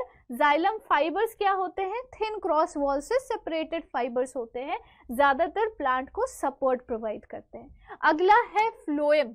फ्लोएम जो कि वो भी एक तरह का कॉम्प्लेक्स परमानेंट टिश्यू है, लेकिन वो just beneath the bark of the tree में प्रेजेंट होता है और वो प्रोवाइड करता है एक पैसेज ताकि वो डाउनवर्ड मूवमेंट ऑफ फूड करा सके। खाना कहाँ बन रहा है? पत्तों में बन रहा है, क्योंकि ग्रीन लीव्स में क्लोरोफिल है तो फोटोसिंथेसिस वहीं पर होगी, स्टार्च वहीं पर बनेगा। अब उस स्टार्च को लोकेट करना पड़ेगा ना, बॉडी के हर एक पार्ट में, हर एक सेल पे पहुंचाना पड़ेगा ताकि उनको एनर्जी मिल सके। तो डाउनवर्ड मूवमेंट फ्लोएम का काम कराना होता है। सीव ट्यूब और कंपेनियन सेल्स ये दोनों मिलकर, फ्लोएम के ये दोनों कंपोनेंट्स मिलकर ये डाउनवर्ड मूवमेंट कराते हैं, ट्रांसलोकेशन कराते हैं ऑर्गेनिक सब्सटेंसेस की। फ्लोएम फाइबर और फ्लोएम पैरेन्काइमा, जिस तरह से जाइलम पैरेन्काइमा होता वैसे ही फ्लोएम पैरेन्काइमा भी होता है। फ्लोएम फाइबर्स क्या होते हैं? इलोंगेटेड, ये भी टेपरिंग होंगे, डेड सेल्स होंगे। फाइबर्स, जहां पर भी वर्ड फाइबर आ जाए ना, समझ जाओ कि वो डेड सेल्स हैं और वो ज्यादातर प्लांट को सपोर्ट प्रोवाइड करने के लिए प्रेजेंट है ना। देखो यहाँ लिखा भी है, मैकेनिकल स्ट्रेंथ प्रोवाइड करना, सपोर्ट प्रोवाइड करना, उसको मजबूत रखना, बेसिकली उसको टफ बनाना, ये काम होता है फाइबर्स का। नाउ मेरिस्टेमेटिक और परमानेंट के बीच का हम लोग बेसिक डिफरेंस देख लेते हैं। ये सारे चार्ट्स मैं इसलिए इंक्लूड की हूँ पीपीटी में ताकि आप लोगों के एग्जाम में जब इस तरह के क्वेश्चन आएंगे ना, differentiate between meristematic and permanent tissue, differentiate between plant cell and animal cell, differentiate between prokaryotic and eukaryotic cell, तो आप लोगों को एक्स्ट्रा इधर उधर देखने की जरूरत ही नहीं है, सिर्फ और सिर्फ पूरी पीपीटी पढ़ डालो और पूरी बायोलॉजी आप लोगों की खत्म। नाउ मेरिस्टेमेटिक सिंपल टिश्यूज होते हैं, जबकि परमानेंट टिश्यूज जो होते हैं वो सिंपल, कॉम्प्लेक्स और स्पेशलाइज्ड होते हैं। मेरिस्टेमेटिक टिश्यूज के कंपोनेंट्स जो है वो स्मॉल है, स्फेरिकल है या पॉलीगोनल है, अनडिफरेंशिएटेड है, जबकि परमानेंट टिश्यूज के कंपोनेंट्स बड़े होते हैं, डिफरेंशिएटेड होते हैं और अलग अलग शेप्स में पाए जाते हैं। मेरिस्टेमेटिक टिश्यूज में इंटरसेलुलर स्पेस एब्सेंट होता है, जबकि परमानेंट टिश्यूज में इंटरसेलुलर स्पेस प्रेजेंट होता है। मेरिस्टेमेटिक टिश्यूज के सेल्स ग्रो और डिवाइड करेंगे रेगुलरली, लेकिन परमानेंट टिश्यूज में सेल्स डिवीजन की कैपेसिटी ही लूज कर देते हैं, sales do not divide. Metabolically active होते हैं मेरिस्टेमेटिक टिश्यूज क्योंकि वो लिविंग सेल्स होते हैं। परमानेंट टिश्यूज में मेटाबॉलिक रेट स्लो होता है क्योंकि बहुत सारे टिश्यूज इसमें डेड हो चुके होते हैं। प्रोवाइड करेगा ग्रोथ टू द प्लांट कौन? मेरिस्टेमेटिक टिश्यू, लेकिन permanent tissue protection, support, rigidity, conduction, photosynthesis, storage सब कुछ प्रोवाइड करेगा। नाउ आगे आ जाओ बच्चों, प्लांट टिश्यूज खत्म हो गया, अब हम लोग स्टार्ट करेंगे एनिमल टिश्यूज। फटाफट से इसको भी कवर कर लेते हैं।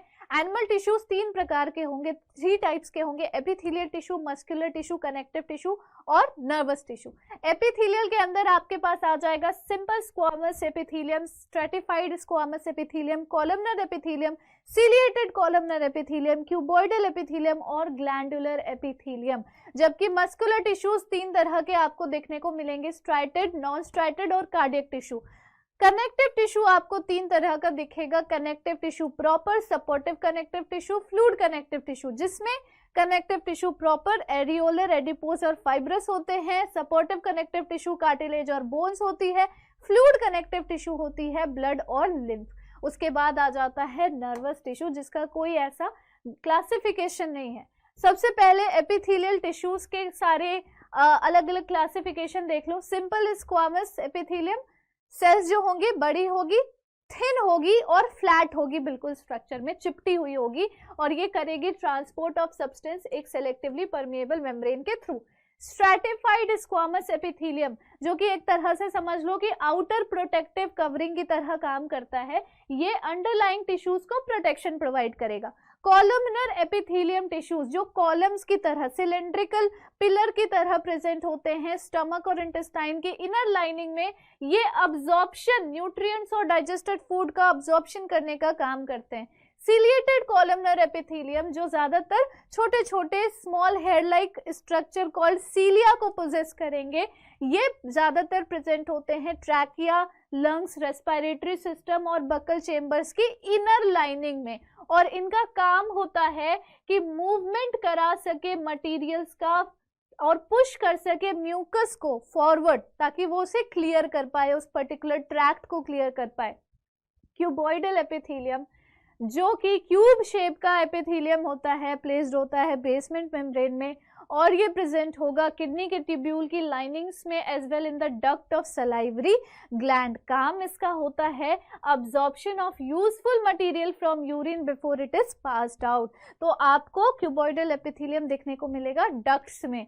ग्लैंडुलर एपिथेलियम, ग्लैंड्स कंटेन करने वाली एपिथेलियल टिश्यूज जो ज्यादातर स्टमक में, इंटेस्टाइन में और पैनक्रियाज में प्रेजेंट होगी, जो किसी तरह का सिक्रीशन निकालेगी। Synthesis and secretion of substances का काम होता है एपिथेलियल टिश्यूज का। नाउ अब हम बात करेंगे कनेक्टिव टिश्यू के, कनेक्टिव टिश्यू प्रॉपर के बारे में। एरियोलर, एडिपोज और फाइब्रस टिश्यू। एरियोलर टिश्यूज जो है वो स्किन और मसल्स के बीच में पाए जाते हैं, around the blood vessels, nerves और बोन मैरो में, सपोर्ट और स्ट्रेंथन करते हैं इंटरनल ऑर्गन्स को।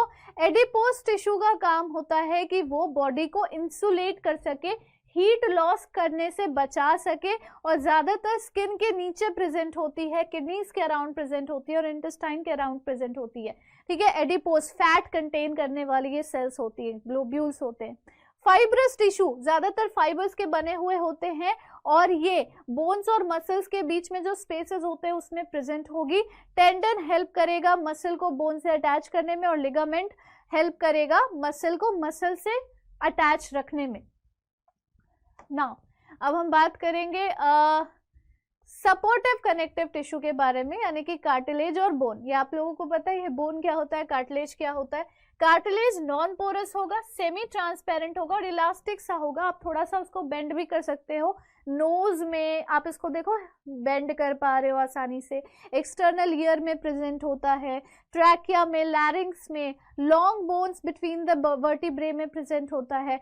स्मूथ करता है बोन के सरफेस को जॉइंट्स के पास में और अलाउ करता है स्मूथ मूवमेंट ऑफ जॉइंट्स। और बोन का क्या काम है, बोन वैसे तो हार्ड होती है, स्ट्रॉन्ग और फ्लेक्सिबल पोरस टिश्यू होती है जो लिविंग सेल्स कंटेन करेगी और ये हमारे स्केलेटल सिस्टम का रिजिड पार्ट कंटेन करता है। ये सपोर्टिव फ्रेमवर्क हमारी बॉडी का बनाएगा और हमारी बॉडी को शेप और रिजिडिटी भी प्रोवाइड करेगा। अगला है फ्लूइड कनेक्टिव टिश्यू, यानी कि ब्लड और लिम्फ। तो ब्लड आपको पता है बच्चों, रेड कलर का फ्लूइड मैट्रिक्स होता है जो प्लाज्मा कंटेन करता है, आरबीसी, डब्ल्यूबीसी और प्लेटलेट्स भी कंटेन करता है। ठीक है, लोकेट होगा ये throughout the body and इसका काम है to connect different parts of the body और इस्टेब्लिश करना एक कॉन्टिन्यूटी को। आप लोगों को पता है ऑलरेडी कि ब्लड हमारी बॉडी के हर एक पार्ट में प्रेजेंट होता है, हर एक तरीके से प्रेजेंट होता है और जहां पर भी थोड़ा सा कट आ जाएगा ब्लड वहां से निकलना शुरू हो जाएगा, यानी कि कॉन्टिन्यूटी बनाए रख रहा है हमारी बॉडी के अंदर ताकि हमारी बॉडी जिंदा रह सके। लिम्फ भी एक तरह का फ्लूइड होता है जो हमारी बॉडी के सेल्स को सराउंड करता है। ज्यादातर वो डब्ल्यूबीसी कंटेन करने वाला फ्लूइड होता है।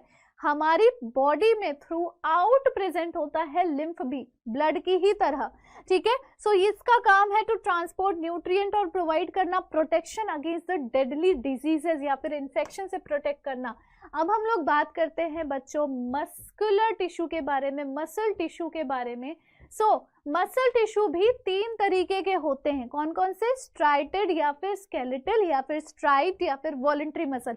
ये सब एक ही तरह का मसल है। स्ट्राइटेड भी बोल सकते हैं, स्केलेटल भी बोल सकते हैं, स्ट्राइप्ड भी बोल सकते हैं, वॉलंटरी भी बोल सकते हैं। क्यों? क्योंकि जितने भी ये इस टाइप के टिश्यूज होते हैं ना, ये आपके स्केलेटन से जुड़े हुए बोन्स होते हैं, मतलब मसल्स होते हैं। ये आपके स्केलेटन बोन से जुड़े हुए जो मसल्स होते हैं उनको स्ट्राइटेड या वॉलंटरी या स्केलेटल मसल बोला जाता है या स्ट्राइप्ड मसल बोला जाता है। ये मसल्स लंबे होंगे, सिलेंड्रिकल होंगे, अनब्रांच्ड होंगे और मल्टी न्यूक्लिएटेड होंगे। लोकेशन ये पाए जाते हैं बोन से अटैच किए हुए जितने भी मसल्स हैं वो सारे इस टाइप के मसल्स होंगे। इनका काम है वॉलंटरी मसल मूवमेंट कराना, इसीलिए इसका काम है वॉलंटरी मूवमेंट मसल कराना। देखो फिर मूवमेंट मसल कह रही हूँ, इसका काम है वॉलंटरी मसल मूवमेंट कराना और इसी वजह से इसका नाम है वॉलंटरी मसल। हम अपने विल के अकॉर्डिंग, हम अपने इच्छा अनुसार जब किसी तरह का मूवमेंट करते हैं, अब जैसे मेरे को ऐसा हाथ हिलाना है इस तरीके से, तो इसमें जो बोन यूज हुआ उसके साथ जो मसल्स अटैच है, मेरे बाइसेप्स, मेरे ट्राइसेप्स अटैच है, वो मसल्स क्या कहलाएंगे? वॉलंटरी मसल कहलाएंगे, स्केलेटल मसल कहलाएंगे क्योंकि ये हमारे स्केलेटल से अटैच्ड है, बोन से अटैच्ड है। और स्ट्राइप्ड और स्ट्राइटेड कहलाएंगे क्योंकि इनमें स्ट्राइशंस पाई जाती हैं। अगला है बच्चों नॉन स्ट्राइटेड या स्मूथ या नॉन स्ट्राइप्ड या इनवॉलंटरी मसल। स्मूथ और इनवॉलंटरी क्यों कहते हैं? क्योंकि ये वो मसल है जो हमारे इंटरनल ऑर्गन्स में प्रेजेंट होते हैं। इनकी मूवमेंट को हम अपने इच्छा अनुसार कंट्रोल नहीं कर सकते, ये अपने अकॉर्डिंग मूवमेंट करता है। ये हमारे नर्वस सिस्टम से सिग्नल्स पाने के बाद अपने अकॉर्डिंग मूवमेंट करता है। तो ये मसल फाइबर स्मूथ होते हैं, इनमें कोई स्ट्राइशन प्रेजेंट नहीं होती है। हमारे यूट्रस में, डाइजेस्टिव ट्रैक्ट में, यूरिनरी ब्लैडर में, आई के आइरिस में, लंग्स के ब्रोंकाई में, इंटरनल ऑर्गन्स में इस तरह के मसल्स पाए जाते हैं। इसका काम है टू कैरी आउट मूवमेंट, जो कैरी आउट हम नहीं कर सकते अपने कॉन्शियस विल से, हम अपने इच्छा अनुसार इसको कैरी आउट नहीं कर सकते। So these are non striated, smooth, non stripe, involuntary. Involuntary क्योंकि इसका मूवमेंट हमारे कंट्रोल में नहीं है। स्मूथ क्योंकि ये इंटरनल ऑर्गन्स में प्रेजेंट है, इंटरनल ऑर्गन्स स्मूथ मसल्स होती हैं। कार्डियक या फिर हार्ट के मसल्स। कार्डियक मसल या फिर हार्ट के मसल्स कैसे मसल्स होते हैं? दीज आर शॉर्ट, सिलेंड्रिकल और single centrally placed nucleus present होता है बच्चों। It is found only in the walls of the heart, हमारे हार्ट के वॉल्स में प्रेजेंट होते हैं। रिदमिक कॉन्ट्रैक्शन और रिलैक्सेशन कराना इसका काम है, पंपिंग कराना इसका काम है, ताकि ब्लड डिस्ट्रीब्यूट हो सके throughout the body. This is the role of muscular tissue. Last हम आ जाते हैं बच्चों न्यूरल टिश्यूज में। सो न्यूरल टिश्यूज की कैरेक्टरिस्टिक्स है कि ये इलोंगेटेड सेल्स यानी कि न्यूरॉन से बना हुआ होता है। हर एक न्यूरॉन के 3 पार्ट्स होते हैं, डेंड्राइट, सेल बॉडी और एक्सॉन। इसे इंपल्सेस मिलते हैं डेंड्राइट पर और सेल बॉडी होते हुए एक्सॉन की तरफ वो इंपल्सेस कैरी होते हैं और एक्सॉन से दूसरे न्यूरॉन के डेंड्राइट पर वो इंपल्स ट्रांसफर हो जाते हैं, ट्रांसमिट हो जाते हैं। लोकेशन, हमारे जो नर्वस सिस्टम का कंपोनेंट है ना, वो इनकम्पास करता है ब्रेन, स्पाइनल कॉर्ड और नर्व्स को। ये नर्व्स जो है पूरी बॉडी में through out the body spread हुए रहते हैं, इसी को हम पेरिफेरल नर्वस सिस्टम कहेंगे। 2 बेसिक नर्वस सिस्टम के टाइप्स होते हैं, सेंट्रल नर्वस सिस्टम और पेरिफेरल नर्वस सिस्टम। तो सेंट्रल नर्वस सिस्टम इनकम्पास करता है हमारा ब्रेन एंड हमारा स्पाइनल कॉर्ड, जबकि पेरिफेरल नर्वस सिस्टम वो सारे फाइबर्स, वो सारे नर्व फाइबर्स कंस्टिट्यूट करेगा जो हमारे ब्रेन और स्पाइनल कॉर्ड से निकल कर, ओरिजिनेट करके through out the body spread कर रहे हैं। जैसे कि आपके हाथ में किस तरह के नर्व्स प्रेजेंट है, वो नर्व्स किसका पार्ट है? वो पेरिफेरल नर्वस सिस्टम का पार्ट है। हमारा ब्रेन, हमारा स्पाइनल कॉर्ड, इन दोनों को छोड़कर बाकी बॉडी में जितने भी जगहों पर न्यूरॉन्स या फिर नर्व फाइबर्स प्रेजेंट है, वो सब पेरिफेरल नर्वस सिस्टम का पार्ट है। नाउ फंक्शन है, नर्व सेल्स मीडिएट करता है transmission of message from the brain to different parts of the body और वाइस वर्सा, यानी कि from different parts of the body to the brain भी। Basically ये इंफॉर्मेशन को कैरी भी कराएगा from brain to the different part of the body, या फिर पूरे बॉडी में से इंफॉर्मेशन को लेकर ब्रेन तक पहुंचाएगा ताकि वो उसकी प्रोसेसिंग कर सके और हम उसके अगेंस्ट कोई रिस्पॉन्स प्रोवाइड कर सके। तो this was all about the chapter tissues बच्चों। अब हम लोग स्टार्ट करने जा रहे हैं अगला और आखिरी chapter, that is improvement in food resources. चलो तो अब हम लोग स्टार्ट कर देते हैं। Improvement in food resources last chapter है और इस आखिरी 1 घंटे के अंदर, आधे घंटे के अंदर मैं आप लोगों को पूरा ये चैप्टर का समरी, पूरा एक रिवीजन करवा दूंगी। सो किस चीज के बारे में है ये इम्प्रूवमेंट इन फूड रिसोर्सेज? जितने भी क्रॉप्स ग्रो किए जाते हैं हमारे देश में, उसको किस तरह से हम इम्प्रूव कर सकते हैं ताकि उसका लॉस कम से कम हो और हाई यील्ड हमें ज्यादा से ज्यादा मिले, इस चीज के बारे में है about this chapter. In India there has been 4 times increase in production of food grain from 1952 से लेकर 2010 तक, लेकिन सिर्फ और सिर्फ 25% ही इंक्रीज हुआ है कल्टिवेबल लैंड एरिया। तो आप लोग खुद सोचो, सिर्फ 25% इंक्रीज इन लैंड एरिया में हमने लगभग 4 times ज्यादा क्या कर लिया? क्रॉप्स को ग्रो करा लिया, फूड ग्रेन की प्रोडक्शन करा ली। सो कौन कौन से major group of activities involve थे जिसने इम्प्रूवमेंट कराई क्रॉप की यील्ड्स की? सबसे पहले जो एक्टिविटी है वो है क्रॉप वैरायटी का इम्प्रूवमेंट, फिर है क्रॉप के प्रोडक्शन का इम्प्रूवमेंट और फिर है क्रॉप के प्रोटेक्शन का इम्प्रूवमेंट। अगर इस 3 तरह के इम्प्रूवमेंट को हम फैसिलिटेट नहीं करते तो शायद इतनी अच्छी प्रोडक्टिविटी हमें नहीं मिलती। सबसे पहले हम देखेंगे क्रॉप वैरायटी का इम्प्रूवमेंट किस तरह से हमने किया है। So crop variety improvement is done by सबसे पहले selecting good variety of crops. Obvious सी बात है, कोई भी चीज जब हमें चाहिए होती है हम बिल्कुल बेस्ट क्वालिटी का चाहते हैं, तो यहाँ पर भी क्रॉप्स को हायर प्रोडक्टिविटी देने के लिए हमें क्रॉप की वैरायटी को भी अच्छा चुनना पड़ेगा। So this is done by hybridisation. Hybridisation एक टेक्निक होती है जिसमें हम जेनेटिकली डिसिमिलर प्लांट की क्रॉस ब्रीडिंग कराते हैं और ऑब्टेन करते हैं उन क्रॉप्स को जिसके यूजफुल कैरेक्टरिस्टिक्स होंगी, जैसे कि डिजीज रेजिस्टेंस होना या गुड क्वालिटी का सीड होना या हाई यील्ड प्रोवाइड करना। ये सारी जो भी अच्छी अच्छी क्वालिटीज, अच्छे अच्छे कैरेक्टरिस्टिक्स देने वाले जो प्लांट्स होंगे ना, उन सबको हम जेनेटिकली डिसिमिलर प्लांट को हम हाइब्रिडाइज कर देंगे, हम दोनों की क्रॉसिंग करा देंगे। उसका जो प्रोडक्ट मिलेगा, उस प्रोडक्ट के पास उन दोनों पेरेंट की अच्छी अच्छी क्वालिटीज आ चुकी होगी। सो हाइब्रिडाइजेशन इंटर वैराइटल भी हो सकता है, यानी दो वैराइटीज के बीच में भी हो सकता है, इंटर स्पेसिफिक भी हो सकता है, यानी कि दो डिफरेंट स्पीशीज के बीच में भी हो सकता है, इंटर जेनेरिक हो सकता है, यानी दोनों अलग अलग जेनरा के बीच में भी हो सकता है hybridisation. Another way of improving crop variety, ये क्या है कि नया जीन इंट्रोड्यूस कर दो जो कि डिजायर्ड कैरेक्टरिस्टिक ऑब्टेन करेगा।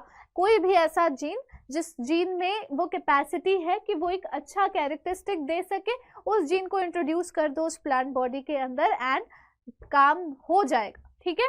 So this produces genetically modified crops. बहुत सारे क्रॉप्स हैं जिसको जेनेटिकली मॉडिफाई किया गया है, जैसे बीटी कॉटन है, टोबैको है, फिर पल्सेस में भी बहुत सारी वैरायटीज है, राइस की वैरायटी है, गोल्डन राइस एक्सेट्रा, ठीक है।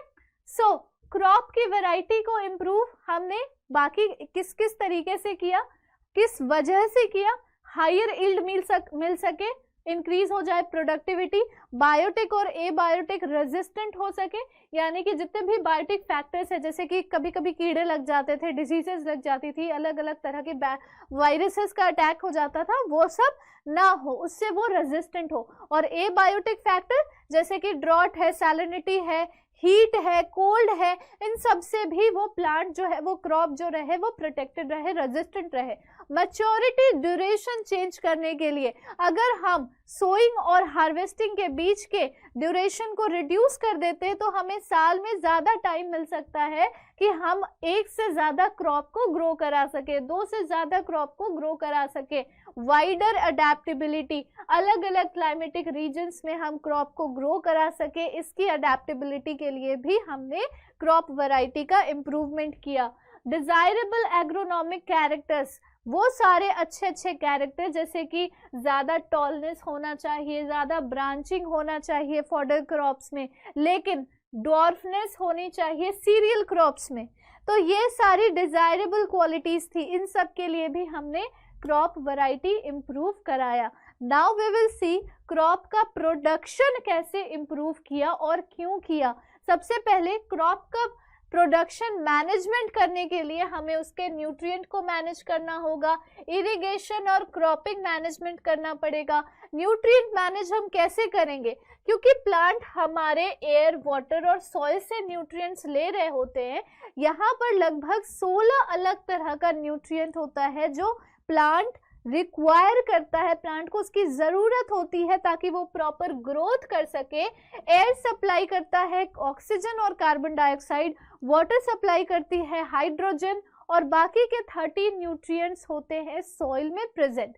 सो इन 16 न्यूट्रिएंट्स में से 6 रिक्वायर्ड होते हैं लार्ज अमाउंट में, जिसको मैक्रो न्यूट्रिएंट बोला जाता है, और बाकी के रिक्वायर्ड होते हैं बहुत लो अमाउंट में, जिसको माइक्रो न्यूट्रिएंट बोला जाता है। मैक्रो न्यूट्रिएंट में इंक्लूड हो जाता है nitrogen, phosphorus, potassium, calcium, magnesium और सल्फर, जबकि माइक्रो न्यूट्रिएंट में इंक्लूड होता है iron, magnesium, boron, zinc, copper, molybdenum और क्लोरीन, ठीक है। So soil can be enriched by supplying nutrients in the form of manures, और fertilizers के फॉर्म में भी हम इन सारे अलग अलग तरह के न्यूट्रिएंट्स की सप्लाई कर सकते हैं, मैन्योर के फॉर्म में, फर्टिलाइजर्स के फॉर्म में। नाउ इरिगेशन फैसिलिटी से कैसे हमने क्रॉप के प्रोडक्शन को इम्प्रूव कराया। So supply of water to the crops, इसी को इरिगेशन बोला जाता है, पानी देना क्रॉप्स को, दिस इज इरिगेशन। क्योंकि वाटर नेसेसरी होते हैं प्रॉपर ग्रोथ के लिए, प्लांट के प्रॉपर ग्रोथ के लिए, और हेंस उसकी फिर क्रॉप यील्ड भी बढ़ जाएगी अगर हम प्रॉपर अमाउंट ऑफ वाटर उसे प्रोवाइड करेंगे।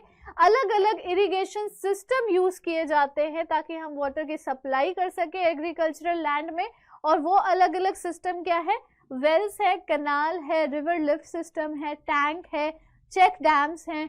वेल्स, दो तरह के वेल्स होते हैं, एक होता है डग वेल और एक होता है ट्यूब वेल।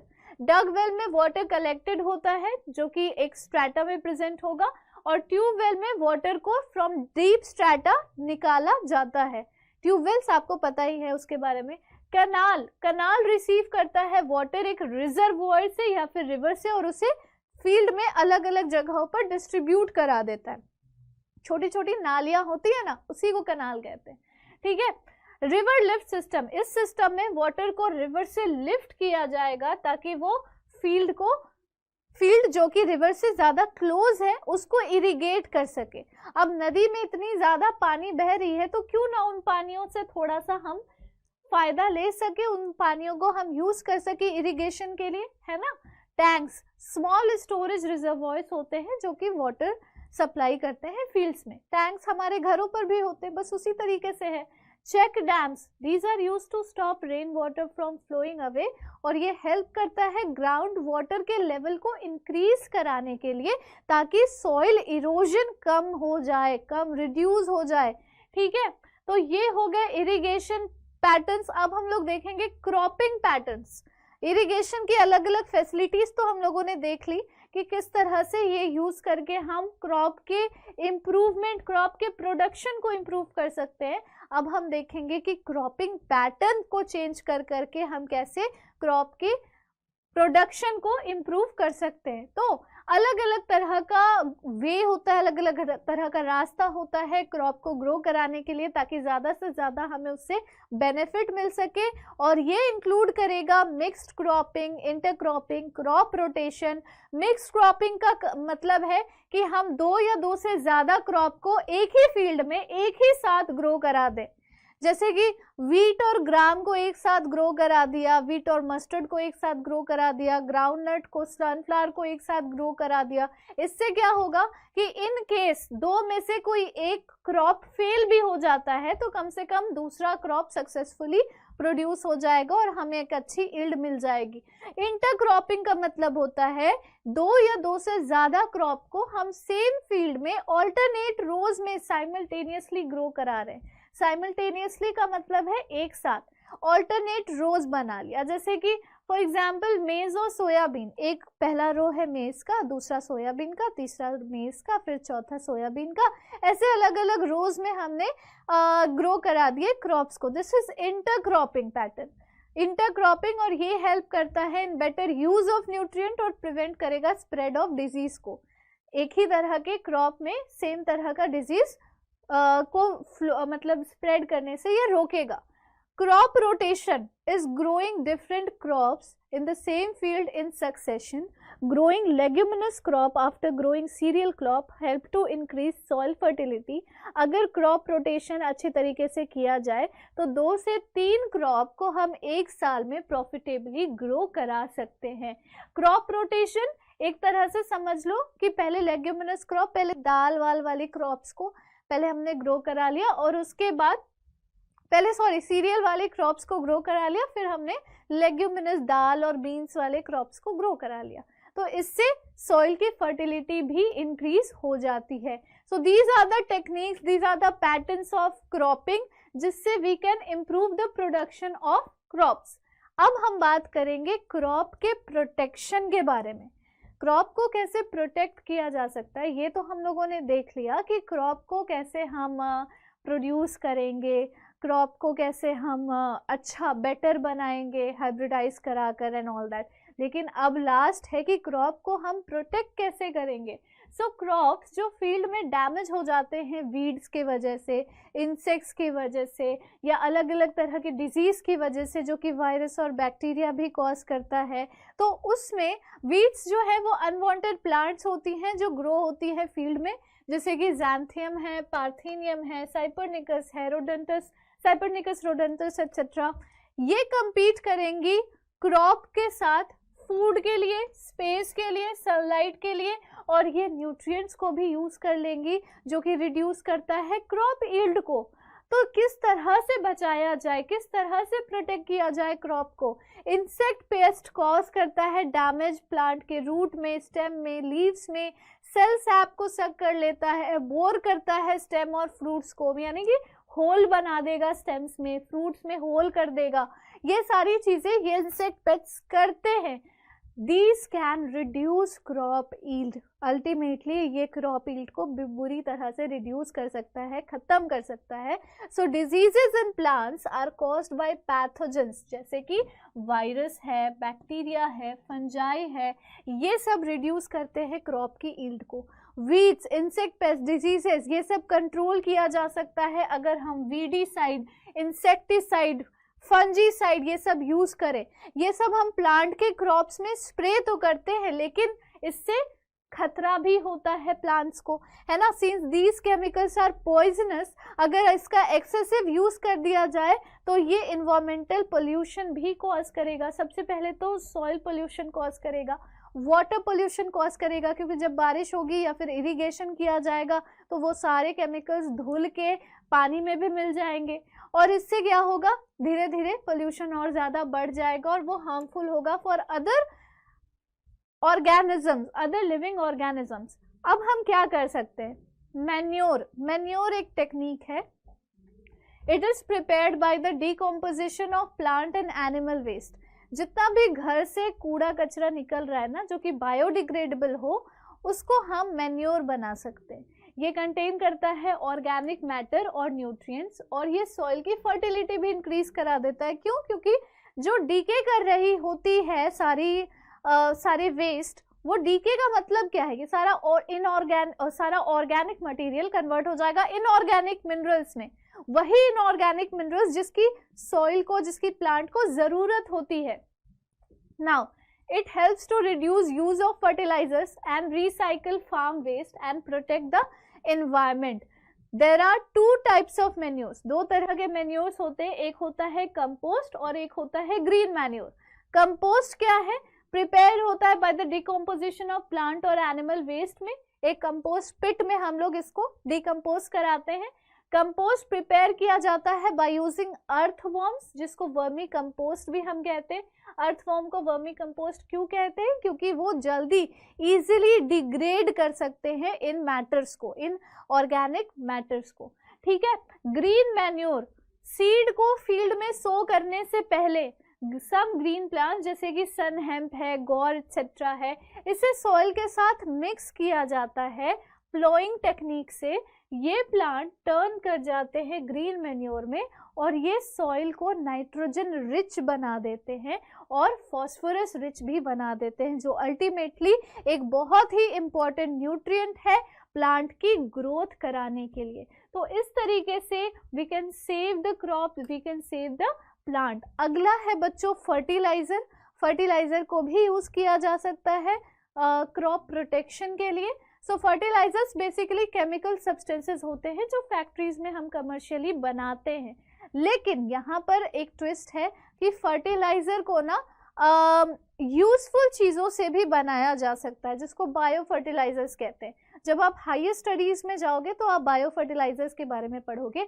आजकल वो ज़्यादा एक्सेप्टेबल होता है और उसका कोई साइड इफेक्ट भी नहीं होता, क्योंकि इन फर्टिलाइजर्स के साइड इफेक्ट्स हैं ये सब केमिकल से बने हुए होते हैं. तो एक्सेसिव यूज अगर इसका भी किया जाए तो सॉइल फर्टिलिटी बढ़ने की जगह और रिड्यूस हो जाएगी, और प्लस ये वाटर पोल्यूशन भी कॉज करेगा. नाउ ये सप्लाई करते हैं नाइट्रोजन, फॉस्फोरस, पोटेशियम को, ताकि ये इंक्रीज कर सके क्रॉप यील्ड. और ये बहुत ही छोटे अमाउंट में, छोटे रिक्वायर्ड अमाउंट में ही इसको यूज करना चाहिए, otherwise it will cause pollution. अब हम लोग क्रॉप्स के सारे टॉपिक्स को खत्म करते हुए अब हम आगे बढ़ेंगे एनिमल हस्बेंड्री की तरफ. एनिमल हस्बेंड्री होता क्या है? एक साइंटिफिक मैनेजमेंट टेक्निक है जिसमें हम एनिमल लाइफ स्टॉक को इंक्लूड करते हैं उसकी ब्रीडिंग के लिए, फीडिंग के लिए और डिजीज कंट्रोल के लिए. बेसिकली हम एनिमल्स को यूज करते हैं कि वो अलग अलग तरह के प्रोडक्ट्स बनाकर हमें प्रोवाइड करें और हमारा डे टू डे लाइफ को सस्टेनेबल बनाए. जैसे कि कैटल है, शीप है, गोट है, पोल्ट्री है, फिश फार्मिंग है. हमें इन सब से मिल्क मिल रहा है, बटर मिल रहा है, कर्ड मिल रहा है, घी मिल रहा है, एग मिल रहा है और मीट मिल रहा है.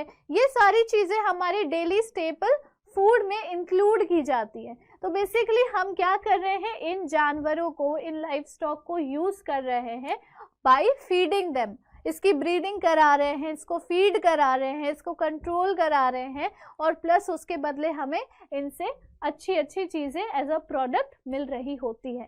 कैटल फार्मिंग को किया जाता है दो पर्पसेस की वजह से, एक होता है मिल्क प्रोडक्शन और दूसरा होता है लेबर के लिए। मतलब बेसिकली वो जो खेत में चराने के लिए जो बैल यूज की जाती है ना, तो उसके लिए। तो मिल्क प्रोड्यूस करने वाली जो फीमेल्स होती है उनको मिल्क एनिमल बोला जाता है, और फार्म लेबर्स को हम ड्रॉट एनिमल्स कहते हैं।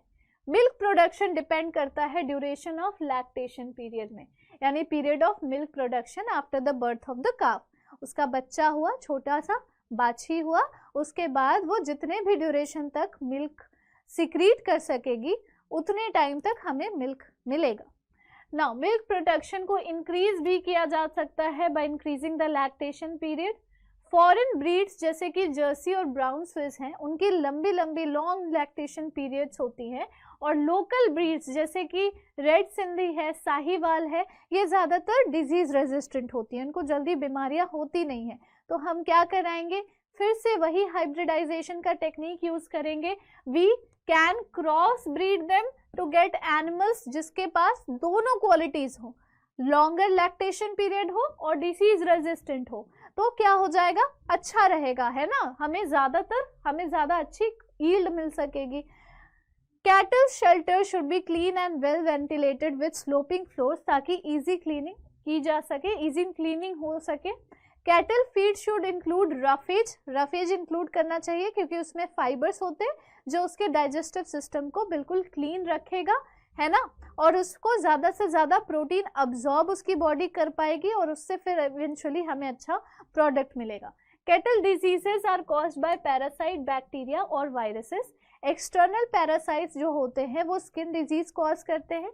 इंटरनल पैरासाइट्स जैसे कि वर्म्स हैं, वो स्टमक और इंटेस्टाइन को अफेक्ट करते हैं और डैमेज कर सकते हैं लिवर को भी। वैक्सीनेशन दी जाती है इन कैटल्स को to protect from viral and bacterial diseases. Now poultry farming क्यों कराया जाता है बच्चों? Poultry farming is done for egg production और चिकन मीट के लिए। तो जो लोग भी नॉन वेजिटेरियन हैं उनके लिए पोल्ट्री फार्मिंग तो बहुत ही ज़्यादा ज़रूरी है, अदरवाइज उनको एग नहीं मिलेगा, उनको मीट नहीं मिलेगी, चिकन नहीं मिलेगा, है ना। Improved poultry breeds are developed to produce layers for eggs और broilers for meat. Broilers meat के लिए और लेयर्स एग के लिए। क्रॉस ब्रीडिंग अगर हम इंडियन वेराइटीज़ की करा दे फॉरेन वेराइटीज़ के साथ, जैसे असील और लेगहॉर्न का, तो हम नई वेराइटीज़ डेवलप करा सकते हैं। Good production of poultry birds are given proper nutrition, और उसे रखा जाता है हाइजीनिक कंडीशन में, एक प्रॉपर टेम्परेचर एंड कंडीशंस के साथ, ताकि वो बिल्कुल अच्छे सोफिस्टिकेटेड एनवायरनमेंट में रहे और ज़्यादा से ज़्यादा प्रोडक्ट बनाकर हमें दे, ज़्यादा अच्छी प्रोडक्ट हमें उससे मिले। ब्रॉयलर चिकन जो होते हैं उसे विटामिन, प्रोटीन और फैट रिच खाना दिया जाता है, ताकि ज़्यादा से ज़्यादा उसकी ग्रोथ हो। जितनी ज़्यादा उसकी ग्रोथ होगी उसका मीट उतना ही ज़्यादा डिलीशियस और न्यूट्रिशियस होगा, है ना। Poultry fowls are affected by disease caused by virus, bacteria, fungi और पैरासाइट। पोल्ट्री फाउल्स भी इन सब चीज़ों के वजह से डैमेज हो जाते हैं। आपने बर्ड फ्लू का नाम सुना होगा।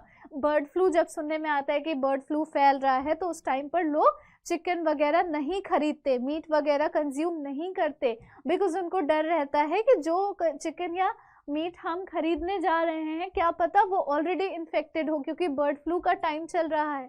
अगर वो इन्फेक्टेड होगा तो वो हमारी बॉडी के लिए हार्मफुल है ना। अगर वो स्वस्थ रहेगा, वो हेल्दी रहेगा, उसके बॉडी में बहुत सारे न्यूट्रिशंस रहेंगे, तो वो हमारी बॉडी के लिए यूजफुल है एंड हेल्दी है। They are protected from disease by proper sanitation, disinfectant spray करने से और वैक्सीनेशन प्रोवाइड करने से हम उनको बचा सकते हैं from the several disease causing organisms. Now egg और ब्रॉयलर का प्रोडक्शन कैसे हो रहा है, कहाँ हो रहा है, ये सारी चीज़ें देख लो। पोल्ट्री फार्मिंग को किया जाता है, ये तो हमने पढ़ लिया ना, ये तो हमने पढ़ लिया बच्चों ऑलरेडी। यहाँ पर बस फोटोज ऐड हो गई हैं इन लेयर्स और ब्रॉयलर्स की, है ना। यहाँ पे बस फोटोज ऐड हो गई है लेयर्स और ब्रॉयलर्स की, चलो कोई बात नहीं। फिश प्रोडक्शन देखो, it is a source of animal protein. हमारे फूड में एनिमल प्रोटीन का एक बहुत अच्छा सोर्स है fish. So there are two ways कि हम फिश ऑब्टेन कर सकते हैं। एक तो हम नेचुरल सोर्सेज से फिश को ऑब्टेन कर सकते हैं, मछली पकड़ के उसको कैप्चर करके, और एक हम फिश की फार्मिंग करा सकते हैं, मतलब एक आर्टिफिशियल कंडीशन प्रोवाइड करके जहां पर ढेर सारा पानी हो वहां पर फिश को ग्रो कराओ और उसकी फार्मिंग करो, उसको पकड़ लो, ठीक है, उसको निकाल लो।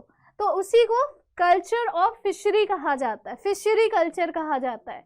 The water sources of fishes can be, वो सी वाटर होगा, मराइन वाटर, मतलब marine water, sea water same thing.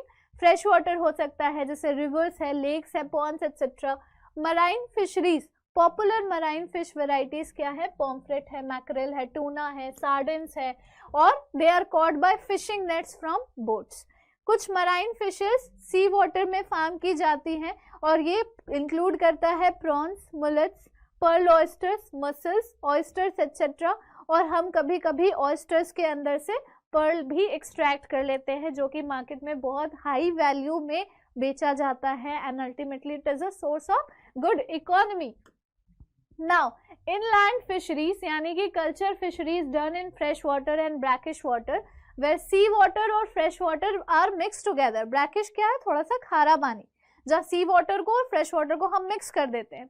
तो sometimes fish culture is done bye combination in with paddy crops in the field. Paddy crop वो जो धान, वो ये चावल, राइस का जो क्रॉप होता है, that is known as paddy crops. अब आपको पता है कि धान के खेत के लिए ना, उसको ग्रो कराने के लिए बहुत ज्यादा पानी की जरूरत होती है, तो बारिश के मौसम में उसको ज्यादातर ग्रो कराया जाता है, उसके पहले मतलब ग्रो कराया जाता है ताकि उस टाइम तक वो मैच्योर हो जाए।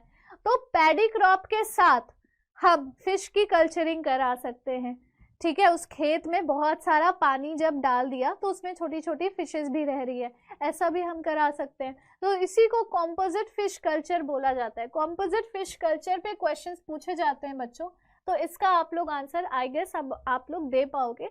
ऐसा कल्चरिंग जहां पर पैडी क्रॉप्स और फिश दोनों को एक ही जगह पर ग्रो कराया जा रहा है और एक साथ दो अलग अलग तरह की बेनिफिट्स मिल पा रही है, that is composite fish culture.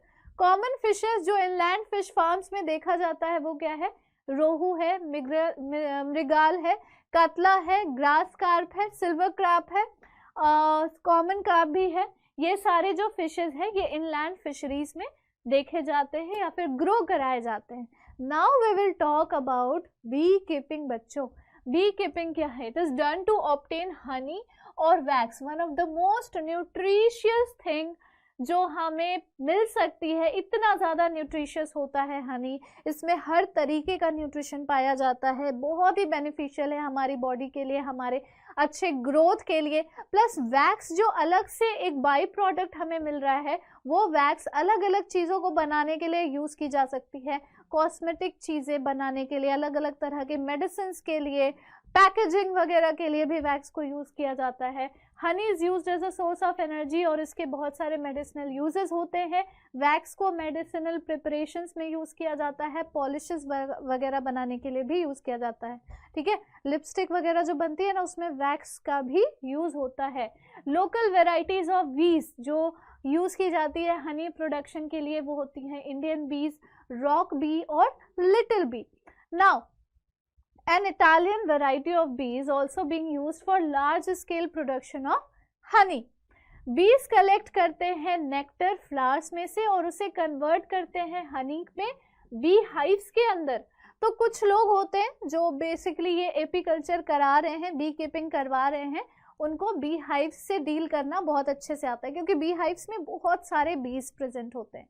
तो उनका एक पर्टिकुलर एक सूट होता है जिसको पहनकर वो एक्सट्रैक्ट करते हैं हनी को, ताकि बीज को भी नुकसान ना हो, बीज बहुत ही ज़्यादा भड़क ना जाए और अटैक ना कर दें, और साथ साथ में हनी और वैक्स भी हम आसानी से एक्सट्रैक्ट कर पाएँ।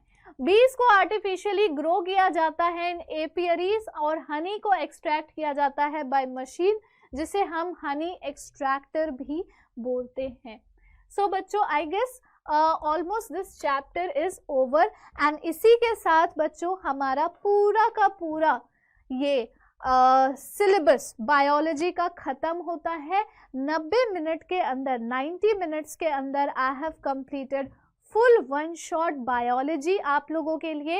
एंड आई होप आप लोगों को ये सेशन अच्छा लगा हो, सारी की सारी बायोलॉजी बिल्कुल अंदर दिमाग में घुस गई हो। अगर सेशन अच्छा लगा then please give a like और शेयर करो अपने दोस्तों के साथ। कमेंट करके बताओ कि आपने बीहाइव कहीं देखा है या नहीं देखा है, आपने फिशरीज देखी है या नहीं देखी है, आपने कैटल फार्मिंग, पोल्ट्री फार्मिंग होता हुआ देखा है या नहीं देखा है। एंड शेयर करना बच्चों ये क्लास ज़रूर से ज़रूर। अगर आप नए बच्चे हो तो please subscribe to the channel and click the bell icon. Thank you so much. मिलते हैं अब हम लोग अगले सेशन में, तब तक के लिए take care. Thank you so much and bye bye.